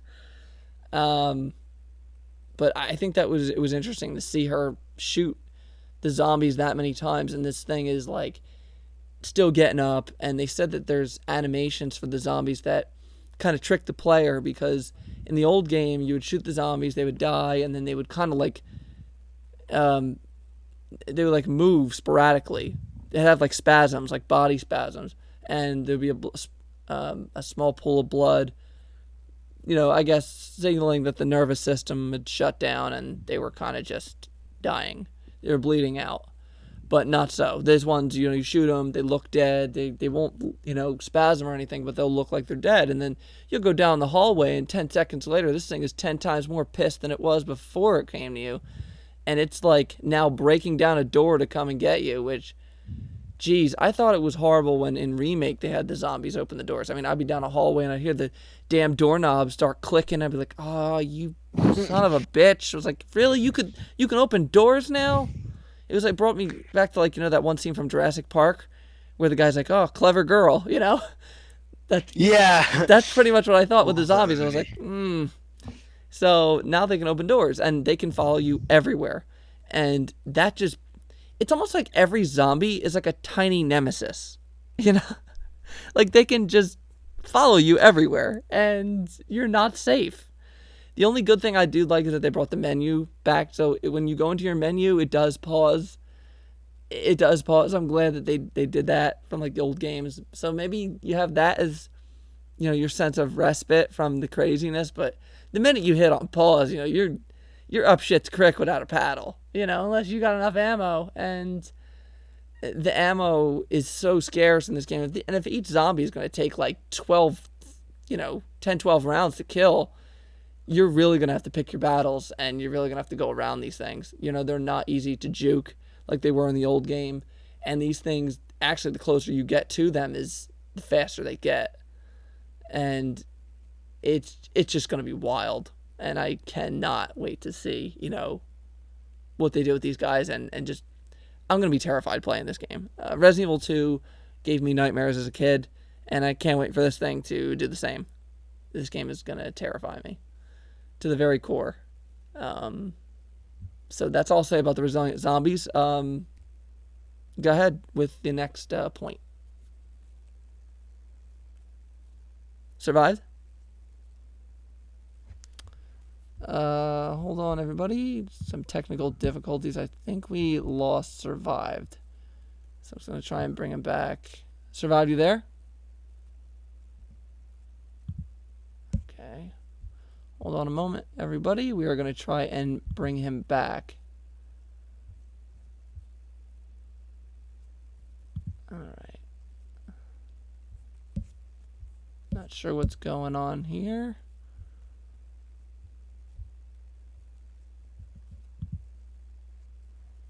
Again, this is the third time I'm trying to get him back. Oh, man. Got you back, yeah, right? I can't wait. Yeah, no, I can't wait till this fucking game comes out. Did your Cause your Discord shut out? Did it? Yeah, I was trying to get you, and I had to hang the phone up like 3. Yeah, sorry. That's fine. Okay, so go ahead. I talked about the Resilient Zombies. But go ahead. With the Resilient Zombies, as I said in my video, and it also, as you said too, apparently in the video I called it fixed camera angles instead of over the shoulder, which was very bad on my part. They're very, very different. But it's okay. With the over the shoulder, you are able to shoot guns better. So to combat that, they did a slower reticle, and then a more time to, or the more bullets to kill a zombie, basically. And like you said, no crimson heads, so it's like and I think they confirmed that there's not going to be a new enemy type. Oh yes, thank you for bringing that up. I believe that they said that. So that's okay. There's that. There's enough to shoot in that game. Yeah. Oh yeah. No. Once we get to plant creatures, then I need to grab the fucking flamethrower. Yep. Kill it with fire. But next up in line is the multiplayer mode. Now that devastated a lot of people. I'm not gonna lie, including even me a little. But yeah. Distant. What are your thoughts? I don't know. There's a part of me that feels like they're telling the truth, and there's a part of me that feels like they're kind of being kind of coy about it, and they don't want to say. I mean, I'm not saying that they're lying. I mean, it very well could be an only single player thing, but I think that there is another mode that could extend gameplay time after you beat the game, and that is an extreme battle mode. I think that. Oh, I was gonna say, what was it? Resident Evil Battle Royale. Oh no! Please take your Fortnite and leave it out of my Resident Evil, please.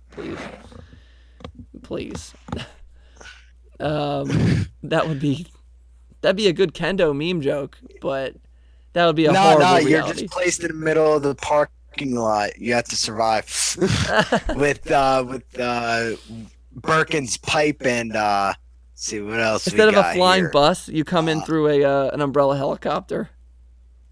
Oh yeah. Capcom, if you're listening, please should do be not a take game. any of these ideas. Please, Capcom, if you do this, if you want to make Umbrella Corps a lie again, just make it into Fortnite Battle clone. Royale. You should be good.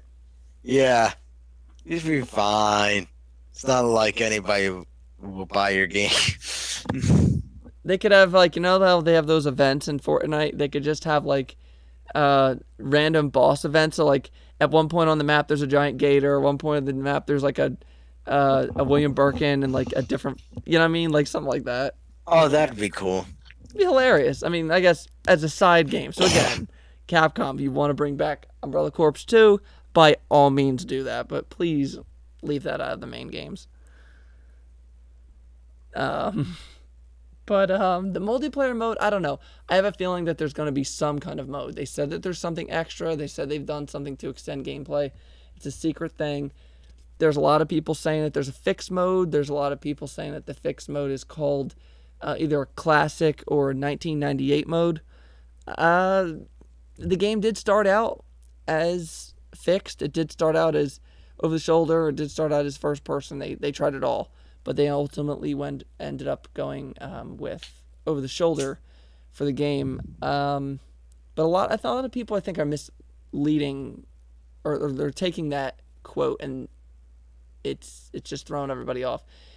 When they say the game started out as fixed, or it started out as first person, or started as OTS, I think that's just from a demo design point. You know what I mean? They have a demo part of the game. They had a build. A little build of it that was fixed. They tried it and it didn't work, or they didn't want to do it. They tried it with over the shoulder and it didn't work, I guess, at first. And then they tried it with first and it didn't work. And then they ultimately was like, well, let's weigh our options. Which one of these did we like? And they stuck with OTS and or over the shoulder. So I don't think that they really made the entire game as fixed and then left it unscrapped or anything. I don't think that's the case. So as far as the extra mode, I'm saying it's some kind of extreme battle mode or extreme battle mode throwback. They could even be evil in this and call it outbreak mode as just and have it be called that or something. But yeah, that's my thoughts. I think something is in there, but I don't know. Survived? I think we lost him again. Hold on, everybody. I don't know what is going on. Survived? You there?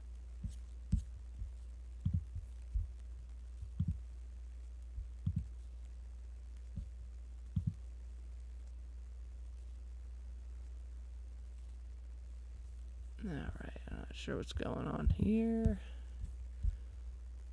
I think Survived got taken by... Yeah. I think Survived, he got taken by Umbrella. Nah, sorry, the fucking shit's going haywire. But yeah, but no, okay, so, like I said in my video of my the mode theory, I had a couple possible outcomes, like the Resident Evil 3, classic mode, which is, like you said, fixed cameras. Yeah. Extreme battle mode, which in my video I explained as already being in the game ever since DualShock and after that, so I thought it would already be in the game. And then even original game mode, where they port the entire Resident Evil 2 game, since they have the soundtrack, just port the entire game onto remake and have the whole generation play remake too Oh, that'd be on so the great. PS4. Out of all the ideas, yeah. that would be so freaking cool to play the old game with the new one. Oh my god, dude, that'd be so dope. Have him port, And then maybe do a swap. have him do the the of platinum music. version, Oh yeah, Like the yeah, PC the PC version. PC Platinum, which is regarded Yeah. as one of the best. Yeah, because it had the 3D model viewer and customizable keys as well. Mm-hmm. With the oh man, oh yeah. Next topic, we actually talked about a whole lot of this a couple days ago. Upgrades for guns. Yes. So apparently, Kat was going into these Leon's party room, and she says that there are gun upgrades for the Matilda. But as we know, in the original game, there were 3 gun upgrades. Fuck. I'm trying to think. The handgun, the shotgun, and the magnum, I believe. Now these were, I think, the handgun, to make it a automatic, was found in the lockpick right next to the library. Am I right? I think you're right. Okay. So yeah. I'm trying to think. I know where here. the shotgun parts are though. Yeah, and I think the Magnum parts are in the or not Star's office, the laboratory. Yes, they're in the lab. They're in that one Locker, the blue locker. Yeah, when yeah. you do the flare thing in the train station. Yeah. But with them having more guns in this game, I think it's gonna be. I think they're gonna expand on it. What are your thoughts? Well, first and foremost, I am extremely happy and pleased to know that they are bringing back upgradable weapons. It was one of my favorite parts of Resident Evil 2. The custom handgun is just such a beast. You know, you could kind of use it regularly, but then you could do those 3 semi-automatic bursts, like the 3-shot, 1, 2, 3, and just shoot the zombies. That's usually what I did. That was just so badass, and it helped combat the waves of zombies that were popping in. Plus, it just looked badass with that stock. And then, oh my god, then the showstopper, the room clearer, the just absolute just beast of a gun, the custom shotgun. Man, custom shotgun was my go-to favorite weapon in Resident Evil 2 when I got it. The thing kicked like a mule, but it had the power of like a rocket launcher. I mean, this thing could just clear a room like nobody's business and would just blow them halfway to gone in under like a second. The minute you put that, you push the button, it would just destroy them. It really brought. It's like the word, the word like wrecked. Them things would get wrecked. Oh yeah. REKT. Yeah. Yeah, they would get those fucking zombies. Damn. Which I wonder if they'll bring back the split in half zombies. Oh. Where the entrails will they'll be crawling and shit and just their guts fucking going all over the place. Dude, that'd be fucking sick. And I'd love to see that. But come to the actual game. That would be just wild. But yeah, I love the custom shotgun. That's it's one of my favorite weapons in the entire series. It's also one of my favorite weapons in Resident Evil 2. And to know that that is back, I cannot wait to check that out. Custom Magnum, again, one of my favorites. The Desert Eagle was slick, but then the minute you put that long stock barrel on it, that thing just gets a new definition of badass, and you just start capping heads like nobody's, just like you fire. It's just crazy. So I can't wait to see that as well, and to know that like more of that kind of stuff is in the new remake. It'll be interesting to see how they do it, because me and you were looking at how real world weapons compare to the game weapons, and I don't think the the Remington M1100 the 100. The 1100, yeah. That thing doesn't have that kind of kick, and that kind of blast radius, to my opinion. But I don't know. I mean, it'll be interesting. You know what I mean? It's just see how they balance that realism with the fantastical kind of thing. You know, kind of mindset. So will this thing be the beast that it was in Resident Evil 2? I guess we'll find out. With the more resilient zombies, the world may never know. Oh God, it'll be a definitely a force to be reckoned with for sure, and you're gonna feel that power. Oh yeah. Speaking of guns, though, I just want to say real quick, with the reticle, they said how when you're aiming, the reticle is spaced out a little bit, but the minute you slow, Yeah, and then when you zoom in, it'll get smaller. which is a chance to get a critical. Yeah. I don't think that'll apply to shotguns, since it's almost like an automatic critical. Mm. I think that'll happen to submachine guns and handgun. Right. But the thing is that, like, with submachine guns, it's I only use those on boss fights, so it's I know. It's like when I play Resident Evil games, it's like for example, Resident Evil 1 Remake, handguns are for zombies and dogs, shotguns are safe for hunters and chimeras, and like heavy artillery like the Magnum and grenade launchers are safe for Tyrant. Yeah. So 2 is almost like the same thing. I use the handgun on the dogs and the zombies, and then the shotguns sometimes on the zombies when the room is really just packed, like that one hallway. We all know the one. You know, the one with the blue doors, I think it is. But yeah. That it's going to be really interesting to see what they do with the gun upgrades. I'm glad they're back.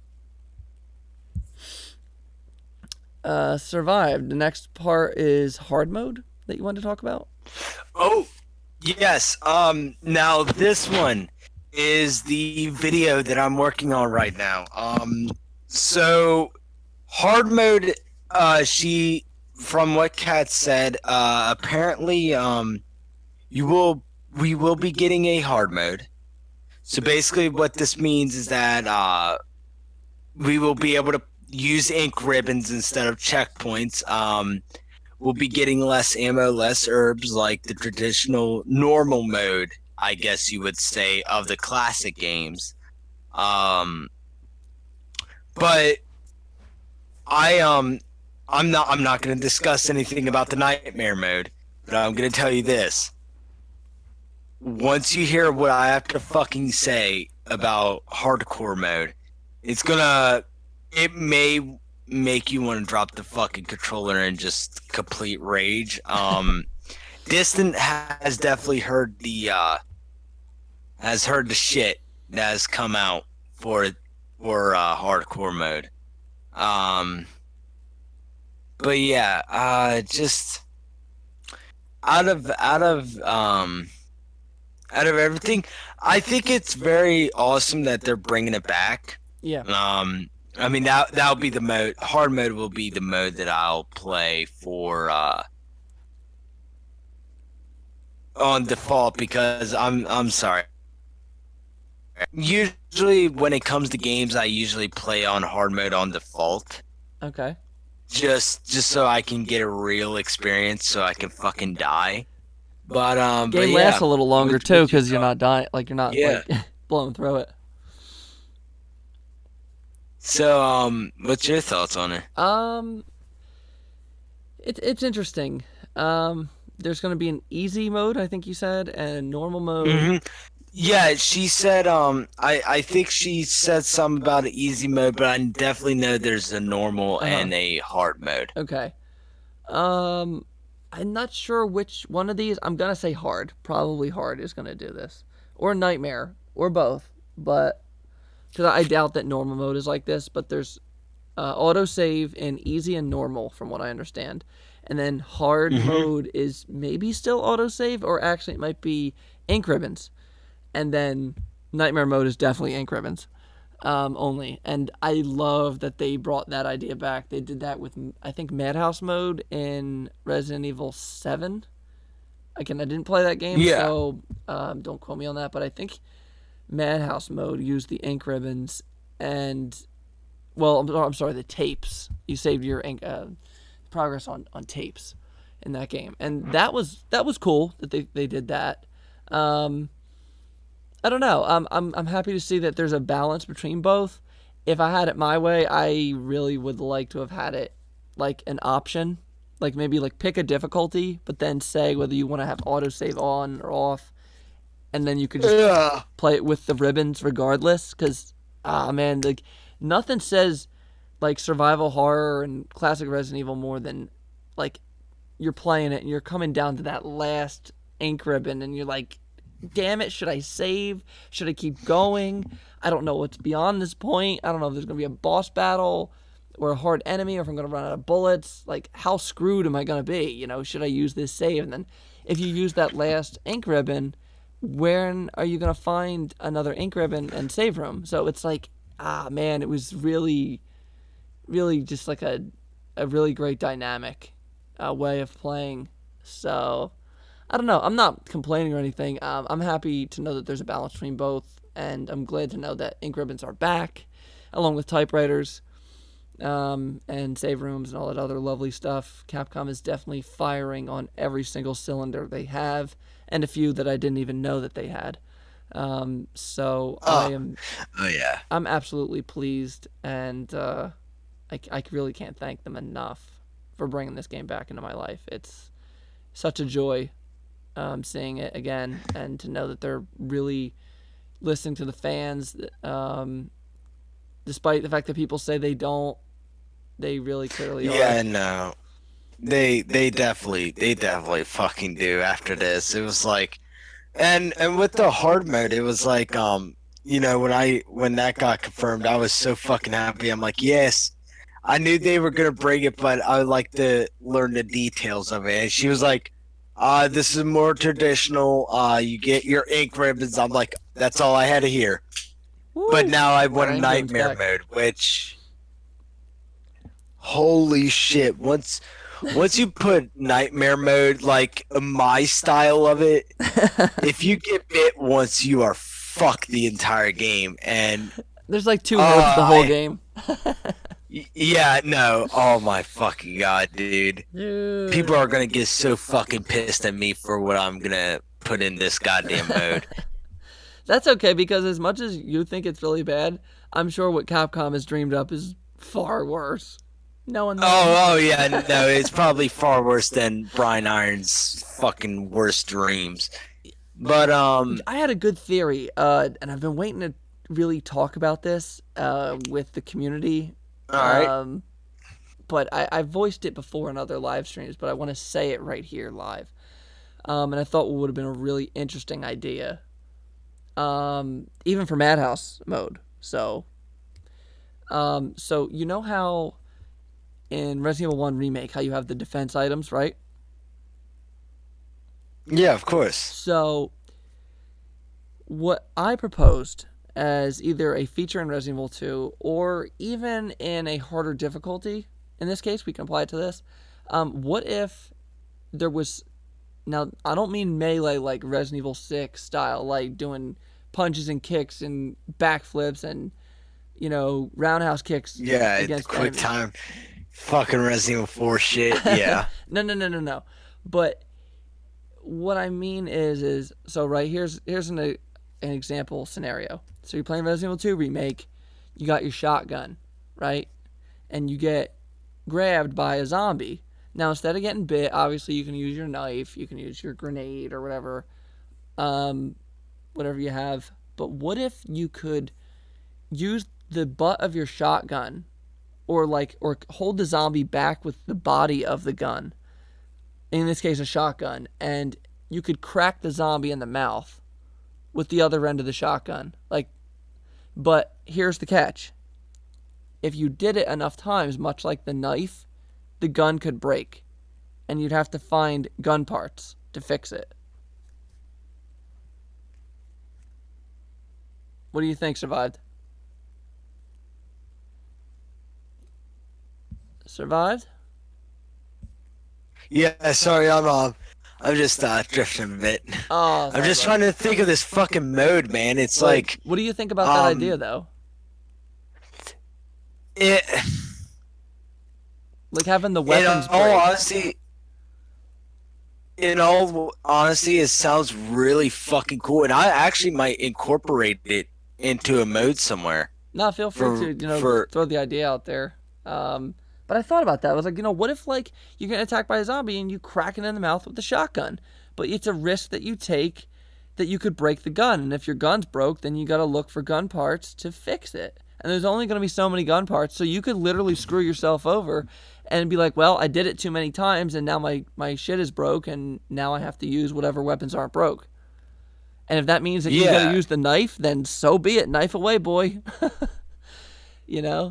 I thought that was a really great idea, and I voiced that. Hold up, I'm writing it down right now. I mean, they already have breakable knives. What about breakable guns? Now, you could do this with the handgun, too. So, you're getting grabbed, and, you, pistol whip them, or, again, grenade launcher, you smack them with the gun. Just something to keep them at bay. It wouldn't kill them, and you couldn't do it by yourself. You'd have to get grabbed first, but... Yeah. Also, I think that an optional defense item would be really freaking cool, and it could break. Maybe even a single-use item, so this one would break. But what if they had a stun baton, like a police stick that you could hit them with? Oh, so sort of like the thing with Resident Evil 1 remake. Yeah. But this would break, so you grab them, then you just grab the stick and you crack them in the face with it or something, but it breaks, and then... Oh, yeah. I could see that happening. Because police had that. Or even a mace spray. I don't know. I don't know. Zombies don't really feel pain, so I mean... That was just kind of as a joke gag, but... hey, Rebecca did it. It back in 96. Rebecca did it in 96 on Chris. But, yeah. Definitely the nightstick idea and the breakable weapons. That would be so sick. Because there's already gun parts. So what if there were fixed parts, gun parts to fix? That would be sick. And it would add a whole new level of realism. But oh fuck yeah, it would. God.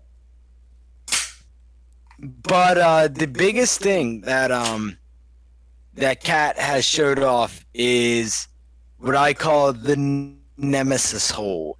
Apparently she showed off a really fucking big hole coming right up. Anybody that plays Siege would get that reference. But a big hole that was made by something. Now, in the video, I said that this was Nemesis, and I still stand by that. The reason why I say it's Nemesis is because, like I was telling Drew, Mr. X doesn't drop it till the middle of Resident Evil 2. Yes, there were multiple Mr. X's, but they were usually just fighting the fucking army. I mean, you can see dead Mr. X's all over Resident Evil 3. But the reason why I think this is Nemesis is because if you take a look at the map that Kat gets at the end, which I will be posting up on Twitter very soon. There's one little place that Jill had to go through. If you chose not to pick up the mysterious item from Brad's dead body, you had to pick up an ID card from the Star's office, which is mysteriously where the same hole is.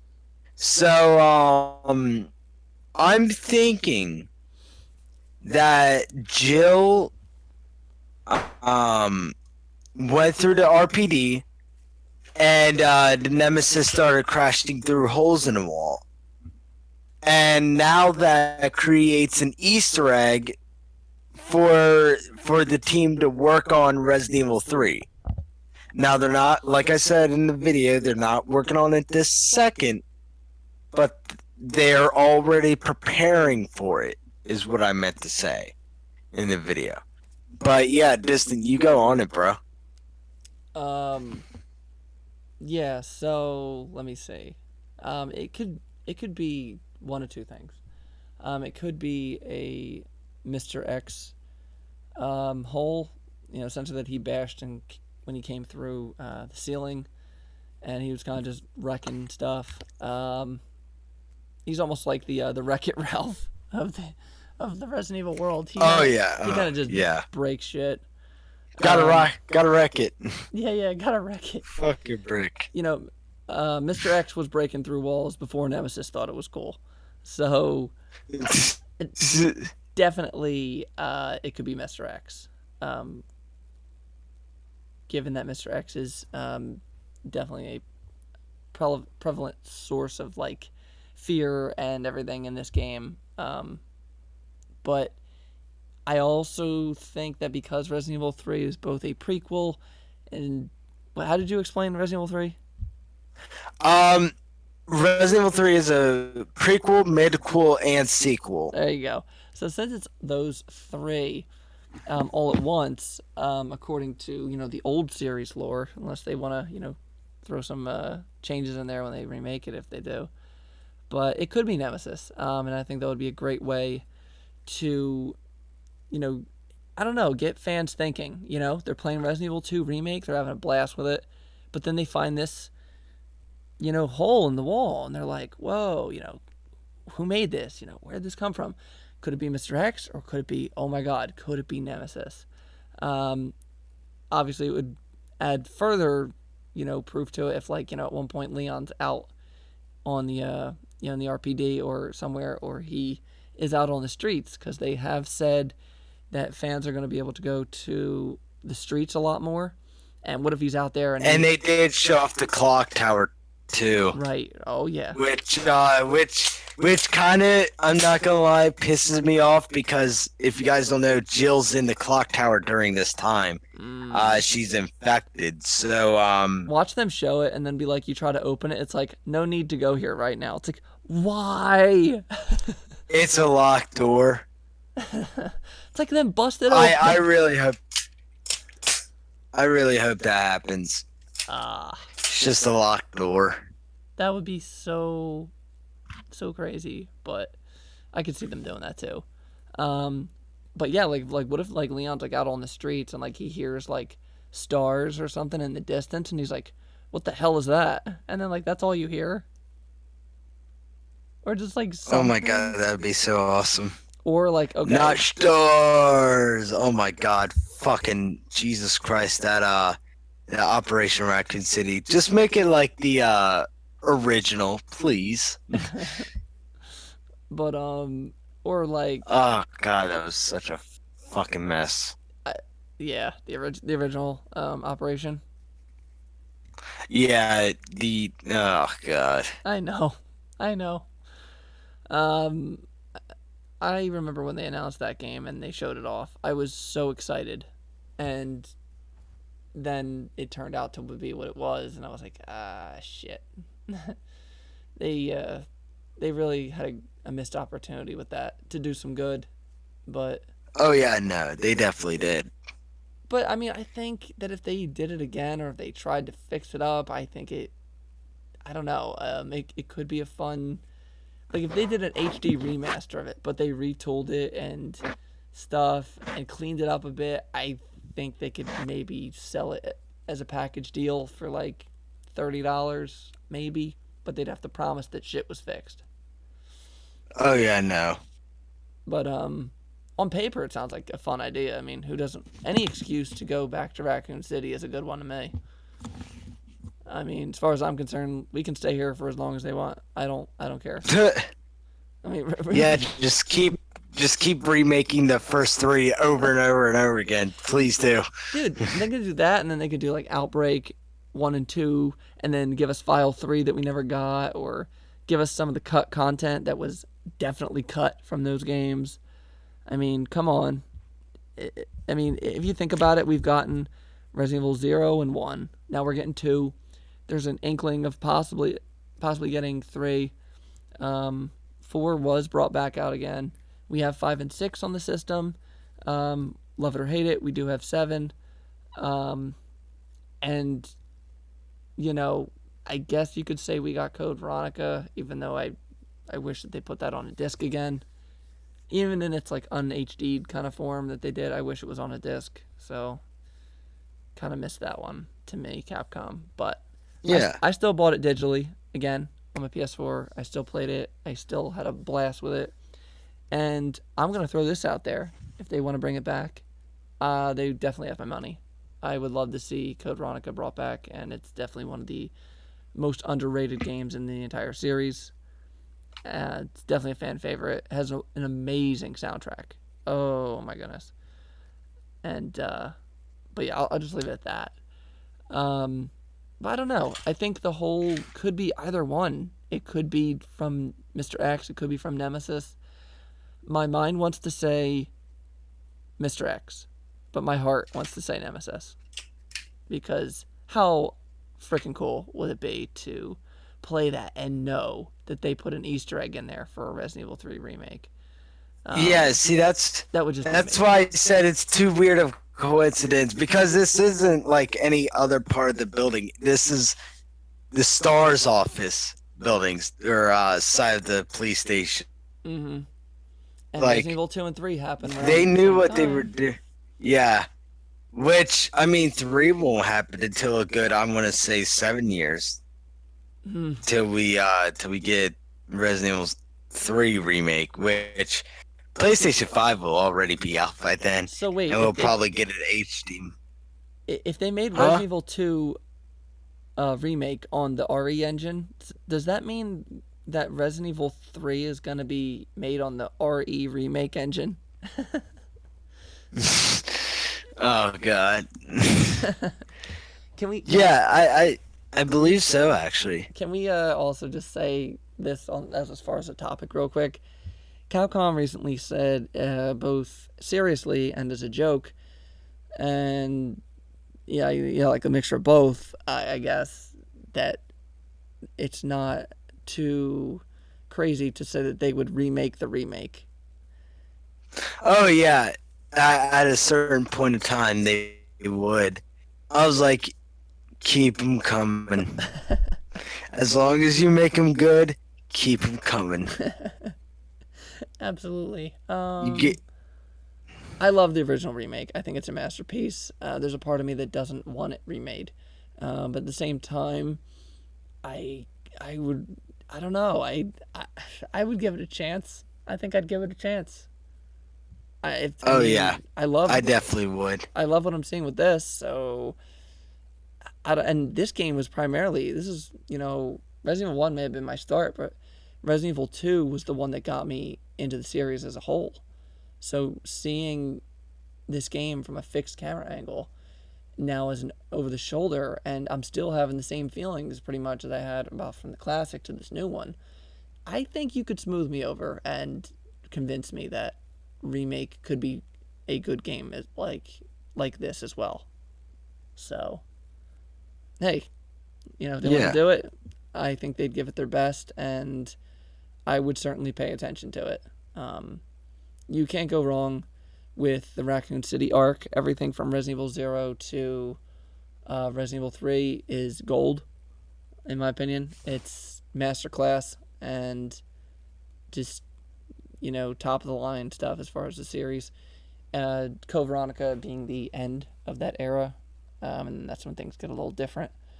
But yeah, I would accept anything in the Raccoon City arc. If they wanted to remake the remake, I guess. Oh yeah, definitely. Remake Zero too. Do Zero again. I don't fucking. I don't care. Yeah, I think if they remake one, they need to remake Zero. They just have to. And you know Because what? I mean, there's a lot of inconsistencies between the two, so it's like, all right, let's try to fix this up this time. I'm okay with remakes. I think remakes and new projects are good, and they can coexist together. Remakes are good ways to cater to your older audience and your classic fans. They're also a great way to bringing in new fans. Regardless, everybody's buying games. It's all going in the same money pot, and then that can help fund new original projects too, and future sequels and other series and everything like that. So I disagree with anybody who has anything to say about remakes being bad or remasters or anything like that. They're good. They do a whole lot more good than they do bad. So, case in point, when they just recently announced that Onimusha HD was coming out, in January or something like that, or March, whatever it was. Needless to say, I was ecstatic. I was just totally beside myself. Like, just, oh my God, they're bringing it back. And you know what? Anytime they remaster things, it always sometimes means that they're working on something. So I would not, totally discredit the idea of a new Onimusha possibly in the works, along with a new Dino Crisis. I think Dino Crisis is also something they're looking into. Oh my God, please bring that back. I know. Dino Crisis 1. Yes. Just look. 1. The idea is just bring it back. Just bring it all back. There, We are living in the best timeline in the history of life right now. Bring it back. oh yeah. There are so many times where I question what year it is, what day it is, and I'm just like, what is going on? Like, what year is it? We are getting all these old franchises. We are getting all these old games, things I never ever dreamed in my wildest that we would see again, and here they are, acting like everything's fine. Because everything is fine, RE fine. It's totally good. So yeah, I don't know. It's gonna be interesting to see what they do from now on. With TGS and PSX and everything else going. But yeah. Let's see what other stuff other than TGS do we have? Well, we have TGS. We have PSX. PSX. Mm-hmm.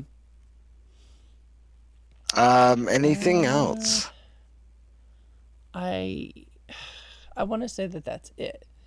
TGS is almost like Japan's E3, so it's always been like that.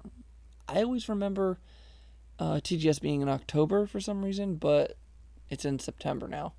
Maybe I'm getting September 14th, I believe it is. Maybe I'm getting confused because there was something Nintendo always did years ago, and it's called Space World. Okay.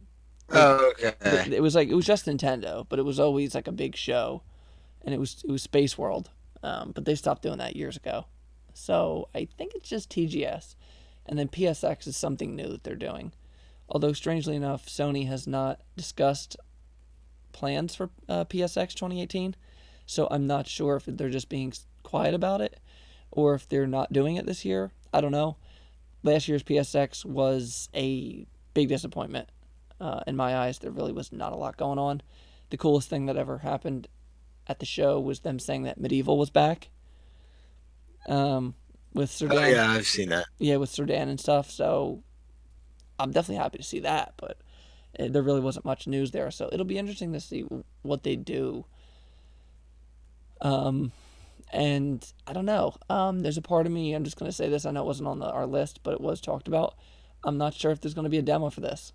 I feel like if there is, it's going to be really late before the game comes out, or it could even be after the game comes out. and I think they're going to stick to trade shows. So the only way you're going to be able to play this game is if you go to like things like San Diego Comic-Con, New York Comic-Con, PlayStation, PSX, and stuff like that. Tokyo Game Show if you live in Japan. Those are going to be your ways to play this game. I don't think they're going to put this out there for the public to play, but Capcom is full of surprises these days, as we all know. So anything is possible. I know people keep asking about it, and maybe one of these times, our question's going to get answered, and they're going to answer it in the form of a nice little demo sitting right there on the PSN or an Xbox Live Arcade. So we don't know, but I think there's a chance. But there's also a chance that we could not get it. We'll just have to wait and see. Yeah. See, and I've already voiced my opinion on demo. Mm-hmm. But yeah, I think that's it I think that is it for the night. I think that for is. the entire. Yeah. Holy shit, we went through this for about 2 hours. Yeah, 2 hours and 30 minutes, I guess. Damn. It's got nothing on our 4-hour discussion that we did on your channel, which, Oh yeah, no. just to tell people, if you're interested, please do check out my friend Survived Combatants channel. He makes great content, and he has this awesome talk show. It was called Survive Talks, and I was his guest on episode, I think it was 9. 8, I believe Okay. so. It's either 8 or 9, but probably 8. Yeah. I was a guest, and we talked about Resident Evil 2. We talked about everything: Resident Evil 2, the remake, the reveal. We went in great depth about possible lore ideas and all kinds of cool stuff. We talked for over 4 hours. It was pretty crazy, but it was a legendary stream, and I was glad that I was able to do it. Much like this one. So before we cut out for the night or the day, whatever it is, it's like almost like 2 o'clock where I am. Is there anything that you would like to say to the community or any special shout outs to anybody? Okay.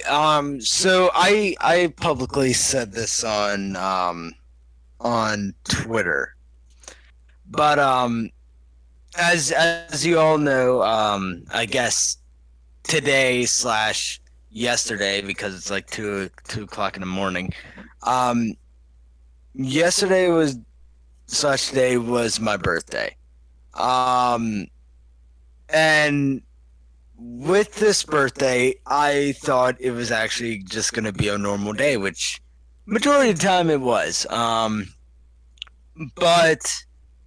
whenever I went on to Twitter, I actually got a whole lot of happy birthdays, and not only that, people that just say, they enjoy my content and can't wait to watch that. And in all honesty, that actually makes me more happier than anybody else in the fucking world. That makes me extremely happy that people actually like the content that I make, and I really hope that I can do more. Down the line. When and I have to say this as well, working with Distant was one of the easiest people I've ever worked with. I know I say that with a lot of people that I work with, but he was the easiest. Like I said in Survive Talks, he knew what he wanted, and especially with the intro monologue that he has done, he shows so much potential for not only a great podcaster, but also a YouTube content creator. I heard that he has finished recording on something special for you guys. And trust me, he told me without spoiling. But overall, yeah,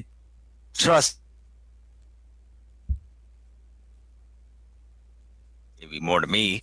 But please check in with more Distant I mean, yes, he kind of does have a strike right now, so we're kind of limited on what we could do. But anything that you see on the channel, it's probably going to be awesome. So yeah, I wanna thank the Resident Evil community for letting me in, telling me happy birthday, and this goes to my Mortal Kombat friends too. They've said happy birthday to me as well. But yeah, just I want to thank you all for at least taking the time to watch my 9 to 11 minute videos. There will be one, I would say, next weekend. I have a job interview on Tuesday. I'm gonna try to get the video done by then and scheduled and shit. But yeah, that's about it. That's all I have for shoutouts. Okay. Thank you, Survived, for that. And thank you for your heartfelt words. It's really appreciated. I have a few special shout outs I'd like to say. First and foremost, I would like to shout out to the residents of Evil. That includes all the members JJ, AJ, Tony, Ellie, and even Kendo. Thank you so much for bringing me into your community and allowing me to share my atmospheric horror stories with the Resident Evil community on your Discord. And thank you for being such great friends. Keep up the great work, and I look forward to working with you guys in the future more. Shout out to Cat Catastrophe on Twitter. She's the official Resident Evil mod for all their social media pages, Facebook, Twitter, and whatnot, YouTube. And she does an amazing job. She's an incredible fan of the series, and I thought that it was a genius move on Capcom's part to hire her as the official moderator for the Resident Evil series. Resident Evil fans are some of the most dedicated I've ever come to know, and I think that they really hit the nail on the head by hiring her. She does a really great job, and I can't wait to see future content from her. And she's a worthy replacement for Gala Morgaine, who was a great moderator for the Resident Evil page. So shout out to you, Kat. Keep up the great work, and can't wait to play Resident Evil 2 in January. Also like to shout out to Capcom as well, all of their branches from USA to Japan and all over. Thank you guys so much for bringing Resident Evil 2 back into our lives. It's a game that means quite a bit to me. Resident Evil as a whole meaning a lot to who I am, both as a gamer and a person, and I cannot wait to return to the blood-stained streets of Raccoon City once again, just like it was 1998, and seeing my favorite characters, Leon and Claire, surviving the nightmare that was the Raccoon City incident. Shout out to all the other Resident Evil channels out there. Let it be Let's Talk Resident Evil Social, Resident Evil Talk, John Ford, he posts Resident Evil content. He's a Resident Evil fan, good guy. Just Why'd He Bite Me? Why'd He Bite Me is really good. Definitely check him out. And just everybody else. This community is great, and one of my favorite parts is just doing this, whether it be writing my stories or trying to build something with my channel here. It's just all the positive and kind feedback I'm getting from the fans within the Resident Evil Discord and just all over the place. Thank you so much for joining me this evening, and if you haven't, please feel free to listen to the podcast once it goes up on Twitch. It will be up on YouTube, should be at least anyway. There was some kind of issue when we did it the first time, and a YouTube bot kind of marked it and put a strike on my channel. I did try to appeal it, so we'll have to see what goes on with that, but for now, you can definitely stick to Twitch, for all future Distant Memories 1996 content. I have something really special in the works for the Resident Evil fans I think you all are going to love. And I hope to see you back next time. So, till then, oh, wait, hold on. Thank you, Survived Combatants, for your friendship and for your amazing work on my intro, my outro, the standby theme, the podcast contains a picture, and just everything else that you've and along with the Twitch stuff. Just thank you so much. You've been No problem, man. incredible help, and I couldn't have done this without you. A lot of this stuff is new to me. I'm still, learning this, and having a friend like that to kind of show me the ropes and how it's done properly, I really appreciate it. And it's been great, and the content came out amazing. So thank you so much. Last shout out I would like to make is to new Resident Evil Save Room music. He is the talent behind many amazing original Resident Evil Save Room themes. He makes original songs based in the style of the old 90s songs, so I asked him to create me a theme for my channel, which you will hear in the outro. There's also a daytime version, so definitely check out his channel and check those two out. There's a daytime and a nighttime version for my channel, which he did an amazing job. It was based on in the melody of the Distant Memories song from Resident Evil Revelations 2, which a little fun fact is about my name. Distant Memories is the same name as the would-be Save Room theme from Revelations 2 that was played on the results screen. And the 96 part is in reference to the year that Resident Evil 1 came out on the PlayStation and, became a part of my life, essentially. So kind of married the two names, and I thought they stuck quite well. So, yeah, definitely check out his channel. He makes amazing stuff.